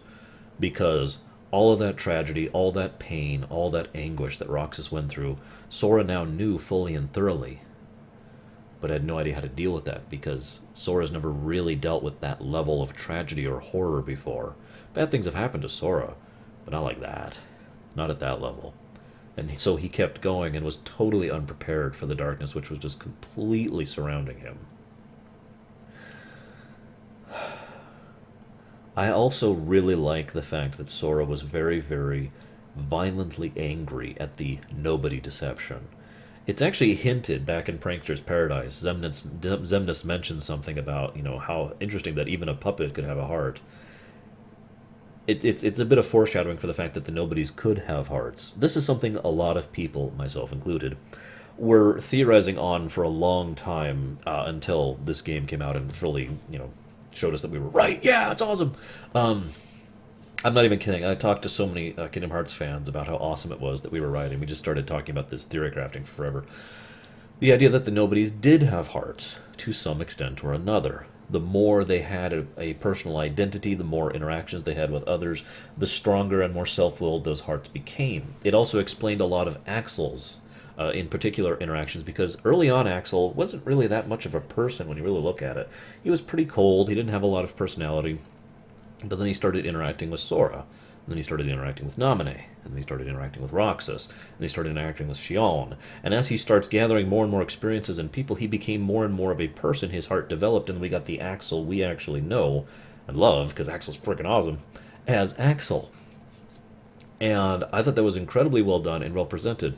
There's a lot of other little subtleties about that, too, a little hints that are only really obvious in hindsight. For example, one of the biggest rules for 358 days while you're playing as a nobody, don't interact with the people of the world. Don't do it. Now, Roxas actually breaks that rule on several occasions. The reason that rule exists is the more you interact with someone, the more you gain experiences and knowledge, like I just mentioned with Axel, the more your heart develops. And they actually actively wanted the original organization to not develop hearts so they could use them as empty vessels for the big plan. Which I'll be talking about third to last, towards the end. But I like the fact that, so that's the nobody deception, the fact that nobodies could have hearts. I love the fact, though, that Sora was so angry about that deception. And the reason why is Kingdom Hearts 2. I love his anger at that because I believe, based on the way he looks, based on his shocked look, and then his rage, that he realizes that all the things he did to all those nobodies in Kingdom Hearts 2 were wrong. As I was screaming about through all the time I was playing through Kingdom Hearts 2, and as I ranted about when we were playing it on the Lorerunner, Sora was acting on a lie, a misguidance. He was deceived. And so he was being, frankly, a jerk, and a rather unpleasant person, all things considered, to the nobodies. And he was so angry about it now because he realized all those horrible things he'd done, and he'd done them all because of a lie that he himself had believed just as much as several of the organization members had.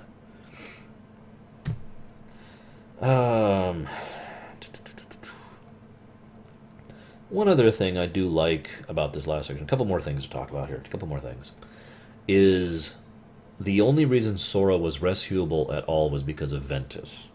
Now, I like that because, A, it's kind of a bookend thing, it's kind of a full circle thing. After all, Sora's heart, whether he's an aspect of Kingdom Hearts or not, is the only reason Ventus was saved back when Ventus's heart was broken and was about to basically dissolve into darkness. And now that Sora's heart has been broken and is dissolving into darkness, the only thing that keeps it safe, the only thing that makes it so that he can be rescued, and he still needs to be rescued, of course, is Ventus's heart, which forms the armor around him and the actual last boss of the game. I say the actual last boss. Most people consider young Xehanort to be the true last boss, and I don't really argue. I'm just saying. The actual last fight in the game is against Ventus's armor, formed as a form of Dream Eater / Nightmare / whatever, keeping Sora safe deep, deep, deep within his own heart, which makes sense. Last thing I want to talk about here is that my nose itches like crazy. Is the castle that never was. Now, it could be argued that this only happened because of the whole dream thing. I disagree completely based on the way they present it. One of the unfortunate things in Kingdom Hearts 2 is we never really got a really good idea or scope or presentation of the castle that never was, despite being incredibly cool looking and pretty well designed, all things considered. in general, you had to really go out of your way to try and get an idea for how big and how monstrously huge the place was. And even then, it was kind of limited because of hardware limitations. In Dream Drop Distance, the castle that never was is gigantic. It is huge. And you really see how huge it is as you're going through the whole place, as you're flow motioning through hundreds and hundreds and hundreds of yards of castle. You start to realize just how monstrously gigantic this place was. And as you see the circle of it orbiting in the distant background, and the crater, which is even further in the distance, blah blah blah blah blah. They really did a good job of emphasizing the size and scale and design of the place. Is all I'm saying. Very well done. It was an awesome last dungeon. Now, I also really like Riku's journey completing in front of Ansem, the Seeker of Darkness, aka Xehanort, of all people. Because Riku's journey completes with his final acceptance of the darkness within him, and the fact that he is not ashamed of it, and he can still do good. There's kind of a mistranslation in the English version. This game actually had a fair number of mistranslation issues coming to English. I don't know if that's true in European releases, but I just thought I'd mention it because it explains a few things that I'll be getting into in a bit. But anyways, Riku's acceptance of the darkness that is him, and his belief that he is still going to be a good person despite that. And he gives this revelation to Xehanort, to Ansem the Seeker of Darkness, of all people, which is hilarious and awesome, given the fact that Xehanort himself also accepted the darkness within him. Just kind of took it in a different direction. And like I said, that's basically Riku's plot arc throughout this whole game in a nutshell, is his acceptance and belief of who and what he is, and finally coming to grips with, how he should continue. Before I talk about the last few things here, I want to mention a theory I've heard before. It's a theory that Ansem, the Seeker of Darkness, and Xemnas, the Superior, I guess, if you want to tack a title on there, have their own goals and motivations regardless of Xehanort. I personally don't actually think that is true. It certainly could be, but it's interesting to think about the idea because, given everything we know, it is very feasible that even though both have the memories of the original, as has been mentioned several times within this series, the more time you spend on your own, the more your heart grows, the more you grow as an individual. I just finished talking about this, actually. So it is very likely that Xemnas has differed several ways from the original Xehanort, as has Ansem the Seeker of Darkness, so it's not out of line. However, one little touch, if you're paying attention, is all the time when they're talking about the things that Xehanort has been doing, they refer to them as we. We have been doing this. We have put you here. You are our thing. This is what we've been done by us. Etc., etc. Even Xigbar does this. I like that because it's a nice touch, and it also emphasizes the kind of, for lack of a better term, hive mind, the collective mind that at this point in time is going on through the various Xehanort pieces, because I always felt like that was the impression I was being given from that these were not people who were unique. They were literally, and I mean literally, just a piece of the whole, piece of the original. And thus they are all, it's very Borg-like if you think about it. They're all the collective. They're all Xehanort. It's just my take on it. Okay. Time to get serious. Oh my god. Let's talk about time travel. Okay. God almighty. Okay. Where to begin? Ah, yes. Concerning hobbits. I've said that joke too much lately. Okay. The problem is, where to begin is kind of the hard part. There are two ways to look at the time travel of this game. Of this series, actually. One involves a violation of the rules, thanks to circumstance. The other does not. I like this one personally. This was my original theory until I sat down and really analyzed and thought about it. I was like, well, actually, if you think of it from a different perspective, they never did break the rules. Here are the so-called rules of time travel. You can only travel to and from some place where you have an anchor. That anchor has to be some form or version of yourself, regardless. Once you have initiated time travel, you can only from that point on travel forward. At some point in time, you have to recall In other words, go back to wherever you started from time traveling from and when. And when you do that, all of the actual specific memories of what you have done are erased. However, the events still have an effect on your heart. And so there's still echoes and feelings and whatnot. The same general kind of thing where Sora can still cry when he sees Shion, even though he has no idea who she is. That kind of a thing. Now, if we assume... I'm going to explain the breaking the rules thing first. The breaking the rules thing was done by Ansem, the Seeker of Darkness. Now, there's one thing that's very important to note about time travel, and this is something that explains a lot. Time travel in this series is a skill. Whether it is a spell or an ability or something that the Keyblade can use, it is something that you know how to do. We don't know how many people know this knowledge or have this skill. Given the limitation... Oh, there's one other limitation. Sorry, forgive me. This is kind of important. You have to leave your body behind to do it. Which is kind of important.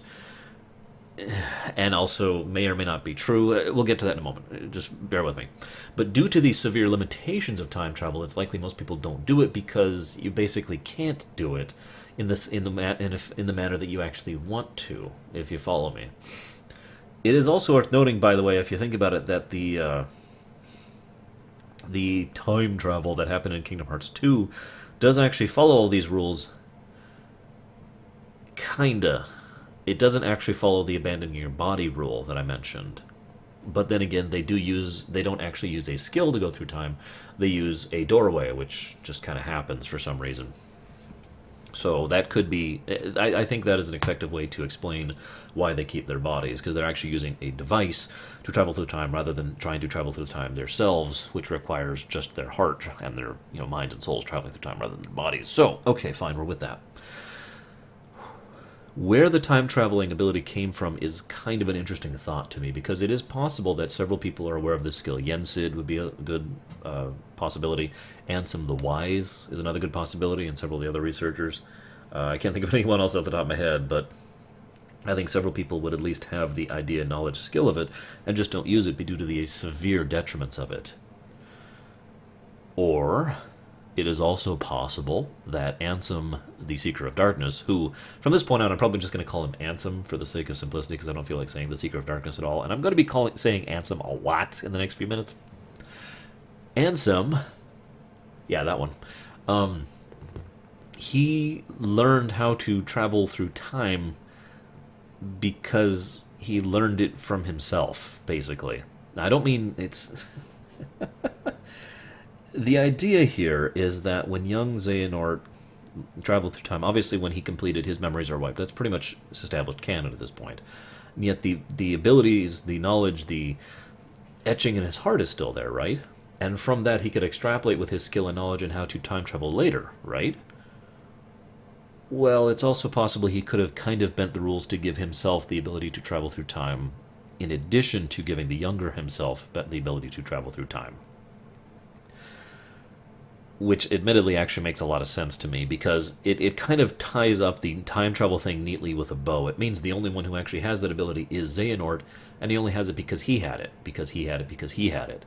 It's a self-propelled paradox. Nobody else will ever learn it because that information came from nowhere. You see where I'm going with that? But let's assume Ansem broke the rules. And how many rules he broke depends on how you perceive the manner of events. But there is one rule that he definitely broke. We'll get to that in a moment. So Ansem, the Seeker of Darkness, abandons his body so he can travel through time. Okay. Now, the very first thing he did, most likely, this is kind of debatable, the order of these events is debatable, and it does actually kind of matter. Basically, he either broke the rule of only being able to go forward in time after your initial travel, or he didn't. I'm going to go under the assumption that he did break that rule, because he didn't have a body, because he could go wherever, because he had abandoned his body completely. He was literally a moving intellectual heart. It is also worth noting that the only reason this worked is because he was still a self-willed heart with all of his skill, knowledge, and power, despite having no body. I mention this because I think he's actually the only example of this. Well, okay, with two exceptions. He is one of the only examples of someone who is just a heart and nothing else, who still has an impact on the world around him. The other examples being, the obvious ones. I'm not going to go into that. So Ansem goes back. First thing he does, if I were to say this properly, is I would say the first thing he does is he goes back and he tells himself, probably not too long ago, the skill and knowledge of how to travel through time. Okay. Then he goes back further. There's the first rule he violates. He goes back he goes back after his initial travel. Okay. He goes back to young Xehanort, and then he gives that young Xehanort all the skill and knowledge. Now, this is kind of really important, the way this lays out. Because he gave it to young Xehanort, so young Xehanort could arrange the sequence of events for Dream Drop Distance specifically, for the events that happen in the timeline. You can't say this. In the timeline of Dream Drop Distance, right? This is all young Xehanort's time manipulations, with two exceptions. One, the next thing Ansem, Seeker of Darkness, does is he moves to the quote-unquote present, to Destiny Islands. Why? Because he knows, thanks to the memories of Terra within him, that there are two children on that planet who will be very, very likely candidates for his means, his ends, Keyblade wielders who could both be used to further his plans and eventually become another vessel or vessels for him. Now, as he does this, Riku gives him the darkness and vanishes, and Kairi vanishes into Sora. This is actually really cool because this also ties up a tiny little plot thread from way back in Kingdom Hearts 1. Why is it that Ansem knew that Kairi's heart was in Sora when nobody else did? Nobody else even guessed that. How did Ansem know that? Because he was there. He was there. He saw it happen. He knew what happened because he was present and probably trying to interact with the hearts of Riku and Sora when the incident occurred. Next thing he does is he jumps forward quite a bit, actually, to the events at the beginning of Dream Drop Distance, and right at the beginning of the game when he shoves Sora into sleep, whatever that means. I've already mentioned that like 3 times now. He does that to Sora and marks him with the recusant symbol, which I'm not even sure if I'm pronouncing right. They only say it once in the whole game. So then he breaks the rules even more. Because then he goes back again, which, as we already established, he shouldn't be able to do, and he possesses Riku's body. Now, because he now has a body, he can't break the rules of time travel anymore. But he already broke the biggest rule in a huge way. He didn't have to revert. He didn't have to go back to the point at which he started time traveling. And therefore, he keeps all his memories of all the events that he's already seen. You see where I'm going with this? So then, that's the first big reason why possess Riku, why give up that power. The second big reason is because he needed Riku to be an anchor for young Xehanort. Because remember, under the standard rules of time travel, it's also worth noting, by the way, that even Ansem never actually broke that rule. Every point he travels to in time, in some way or another, has some kind of anchor point for him, with the theoretical exception of the moment in Destiny Islands, which is another reason why I say he broke the rules there. There was no anchor point for him there. That's still not necessarily incongruent. It could be the fact that he just... I'll get to that when I get to the second theory.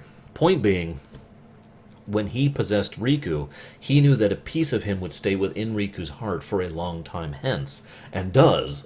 We're actually not even sure if he is, in fact, gone from Riku's heart at the end of Dream Drop Distance.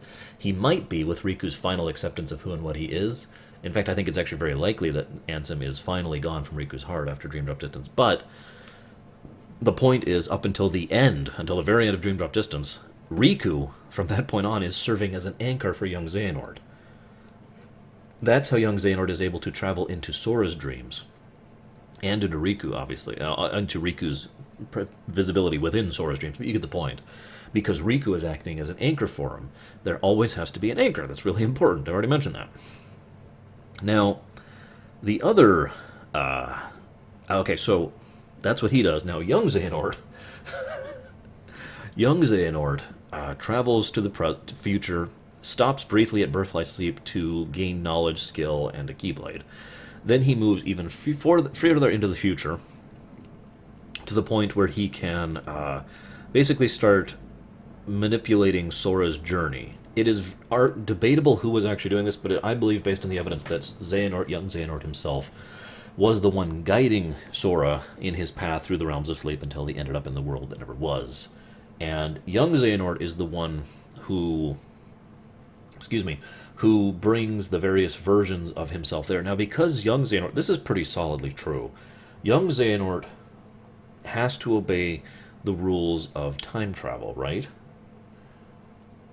In this first theory, there is something that is either a plot hole or a mistranslation, because young Xehanort's body is not abandoned in his time travel. I've actually was hoping to get a friend. I know several people who work on translations in Japanese. I've mentioned this before. He hasn't played Dream Drop Distance, and I can't easily procure screenshots of the Japanese text for him. So I was kind of hoping to have his, his advice, his consultation on this. So I'm not 100% sure. Forgive me. But he believes it's very likely that the rule of having to abandon your body, as I described it to him, is something that only applies if you don't follow all the other rules. In other words, young Xehanort doesn't have to abandon his body because he is moving linearly through time, forward. He is going to lose all his memories once he reverts, and he always is moving forward to an anchor point. So he is following all the rules of time travel, so he gets to keep his body. Regardless, he goes forward, starts grabbing the various forms of Xehanort, grabs Ansem, the Seeker of Darkness, from before he was defeated, before he even abandoned his body, for that matter. Before, you get my point. In other words, Ansem abandoned his body and then goes back, but the Ansem that is grabbed for this is actually from before that. Makes sense?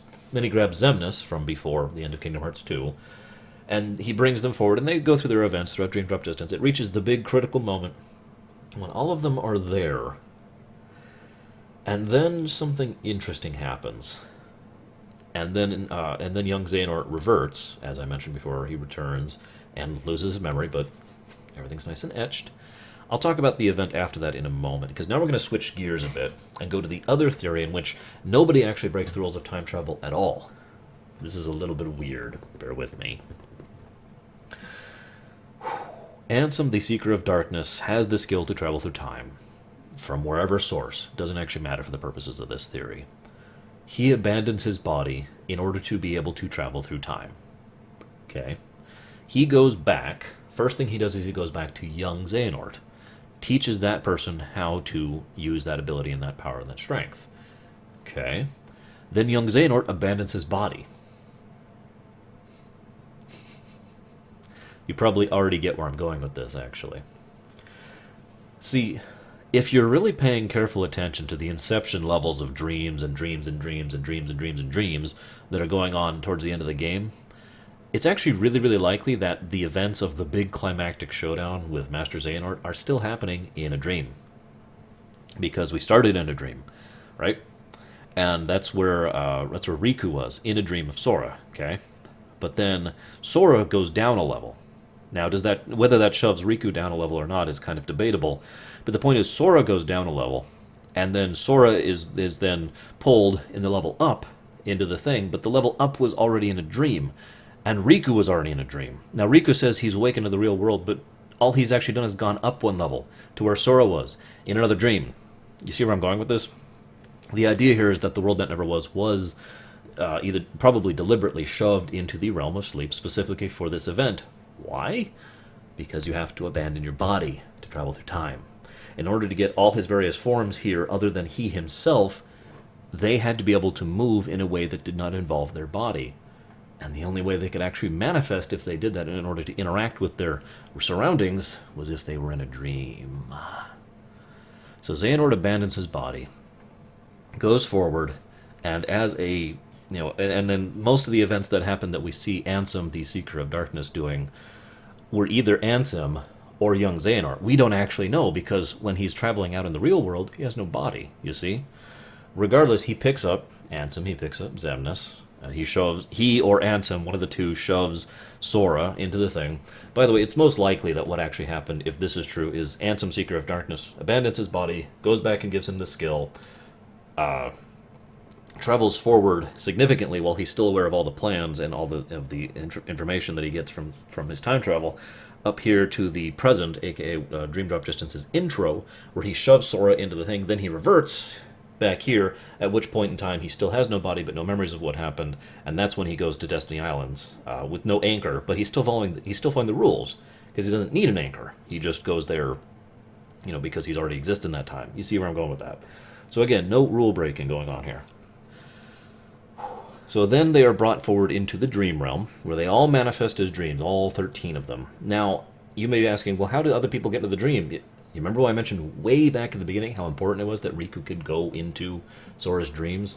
This is why. Because this is how this works. Riku, Mickey, Donald, Goofy, and Lee, not Axel, Lee all go into this dream. Whether it's Sora's dream or the dream level above that, I don't know. It could be either based on whether or not the whole level moved up or whether it moved like this. And so, you see where I'm going with that. So, all of the Xehanorts, possibly including Master Xehanort himself, but I don't think so. I'll get to that in a moment. All the Xehanorts are brought in dream status through this time travel to this point in time so they could all gather for this big meeting. And then Master Xehanort reconstitutes.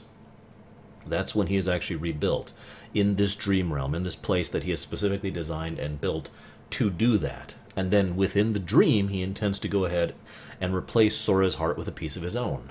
Sora, having already been completely consumed by darkness, it's actually debatable if this would have worked or not. It is probable that it would have, because we know that Terra Nord had Xehanort's heart in him, even though Terra and Ericus still existed in that body. So, yeah, it's very likely he still would have existed even if Sora's heart still existed in the Ventus armor inside him. But, point being, he goes to replace Sora's heart because you can affect a heart. You can affect people within the dream. You can still do stuff to them there, right? But that is, of course, interrupted. Did he intend to be interrupted? I'm not sure. I'm going to go ahead and say no. But if you pay attention, him being interrupted doesn't change his plans at all. Whether they were actually in the world that never was, in the realm in between, in the real, no dream layers here, they're in the real world, right? Or whether they existed within the realm of sleep, in a dreamt world that never was, both ways, as soon as their time is up, all the Xehanorts disperse. Why? Because Xehanort's smart. He knows that the thing he wants most is to recreate this Keyblade War. And therefore he knows that the best thing he can do in order to convince the enemy to do that is to state openly, I am going to restart the Keyblade War. I have 13 darknesses. Do you have 7 lights? If you don't, I'm coming after you anyways. He convinces the heroes to do exactly what the heroes do in the secret ending. Yensid says it himself. If we don't make 7 guardians to fight against his 13 darknesses, he will just come after us anyways and take the lights, and then the same result will happen anyways. We have to fight back. So Xehanort stages all of this specifically to ensure that they are going to be prepared. He wasn't preparing his 13 darknesses with this maneuver, is basically what I'm saying. He was preparing the 7 lights with this maneuver. I think in Kingdom Hearts 3, we will see him actually preparing the 13 darknesses. Because no matter how you look at it, whether they're in the dream world or they're in the real world, there was no way they were going to maintain this. They don't just... If they had made Sora the 13th, they wouldn't all then maintain cohesion. They would have still run out of time. They would have still been reverted back through time. He still wouldn't have had his 13 darknesses. But he acts the whole time like he does, and when he fails to... I just changed my mind. When he fails to take Sora because of the interference of the others, he then acts like he has been defeated and I will gather my 13 darknesses in due time. I think that was deliberate. I think he wanted them to interrupt him so they would assume that he had failed, even though he knew he would never be able to do this now to begin with. He always knew he would have to do the 13 later. You see where I'm going? Yeah, you see it? Oh my god, that's actually really cool. I hadn't thought about that before. So, yeah, I guess I'm actually done. I really wanted the time travel thing, believe it or not, I spent a while sitting down and analyzing it, and like I said, I originally was starting with the breaking the rules thing, but as I started to think about it more, I realized they actually kind of don't, if you look at it from a certain perspective. And the more I think about it, as much as I like the breaking the rules theory, I think the fact that they didn't break the rules is actually canon. I think that's what actually happened. I think that the world that never was at the end was, in fact, in another dream, in a sleeping realm, and that's how they were able to manifest there in bodies, even though they didn't have any at the time. Because that's how dreams work. That's the morphic nature of it. Riku himself is a great example of that. I mean, look at his back, look at his outfit, look at his appearance. Huh. So, that's that. I suppose, is that everything? Did I describe everything about the potential? I didn't describe one thing about Xigbar yet.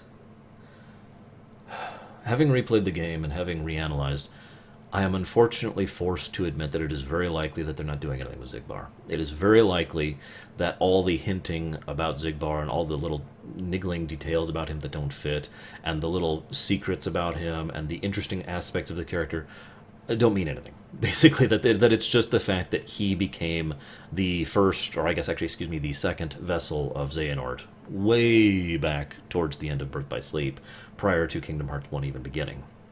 And that's all Xigbar's been this whole time, is a slowly growing Xehanort clone. Or part of the collective mind, to put it more accurately, the Xehanort mind. Which is unfortunate. I still hold out hope that he will become a Jin-type character, and if you don't know what I'm talking about, don't stress it. I also want to mention that one of the things that has been brought up before is the so-called resurrection of Saïx and Xigbar. Xigbar is much easier to explain. Whether he has his own thing going on and is pretending to be in collusion with Xehanort, or whether or not he is actually a Xehanort clone, it would be very, very, very easy after his fight with Sora back in Kingdom Hearts 2 to basically pretend to die and fade away. We see him actually lose and pretend to die, or not pretend to die. We see him lose many, many other occasions. We've seen many occasions throughout the series where someone will lose and not die. They just kind of are defeated, right? How that happens to Xemnas in this very same game. So it's not really all that out of line that Xigbar was pretending to have been defeated and returned to the darkness, and was just fading away in his usual translation ability, which he does frequently, I might add.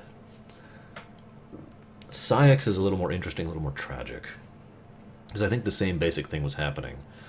I think that as we defeated Saïx in Kingdom Hearts 2, the last bit of Issa, or Isa, they actually pronounce it both ways, in Saïx was the one who said that final line, Kingdom Hearts, where is my heart? And as he faded away, that was the Xehanort that was already a part of him that was pulling him away in the same way Xigbar did. And from that point on, Isa or Issa or whatever is probably genuinely actually gone. And all that's left is the Xehanort clone that is in him. Oh, by the way, speaking of which, in case you never caught it, Saïx? Yeah. The sigil on his frickin' face. Now let's clear something up really quick. This is the last thing I'll be talking about. The recusant sigil is something that is hugely talked about in theory crafters and the forums and whatnot of Kingdom Hearts fans, and I myself am no exception to that. One of the things I personally think, and I know a lot of people agree with me on this, is that the sigil does not, every single time it happens, mean that Xehanort put it there. But it is without question that Nomura put it there on purpose each time. That the sigil itself has significance past Xehanort, past his manipulations, past everything that he's been doing. So it is very likely that the very many times we say the sigil, it is there deliberately for some thematic purpose. Let me just go over a few for the I already mentioned the big one, Saïx's face being marked like that. Back in Birth by Sleep, all three characters have a sigil of sorts in their outfit. Ventus and Aqua both have a symbol of mastery interrupting the symbol, making it so it isn't actually complete. Terra does not. I don't think Xehanort did that, but I think that was very deliberately done by Nomura, which is my point. I'm sorry, I don't mean I think, I know. He's gone on record as saying he's done this very deliberately. The X is a huge part of the symbolic nature. It appears all frickin' over the place in the entire series. I actually had a list, and I'm sorry for not having it present here, that I was going over of the many, many, many times it's shown up in the series. One of the other ones that is interesting to me, though, is the one for Roxas. As to whether or not it actually is one or not is actually what the interesting part is. I personally think it is one, but not one that was put there... Well, let's just say that... Okay, it was definitely put there by Xehanort. Xehanort himself says how Roxas was or somebody says it, how Roxas was going to be he was such an ideal candidate for become one of the Xehanort clones, but he became too much of an individual. The fact that he had that thing pretty much the moment he first began, and when he was given his name, Roxas, with the X again, I think it's absolutely certain that that was put there deliberately, specifically to mark him.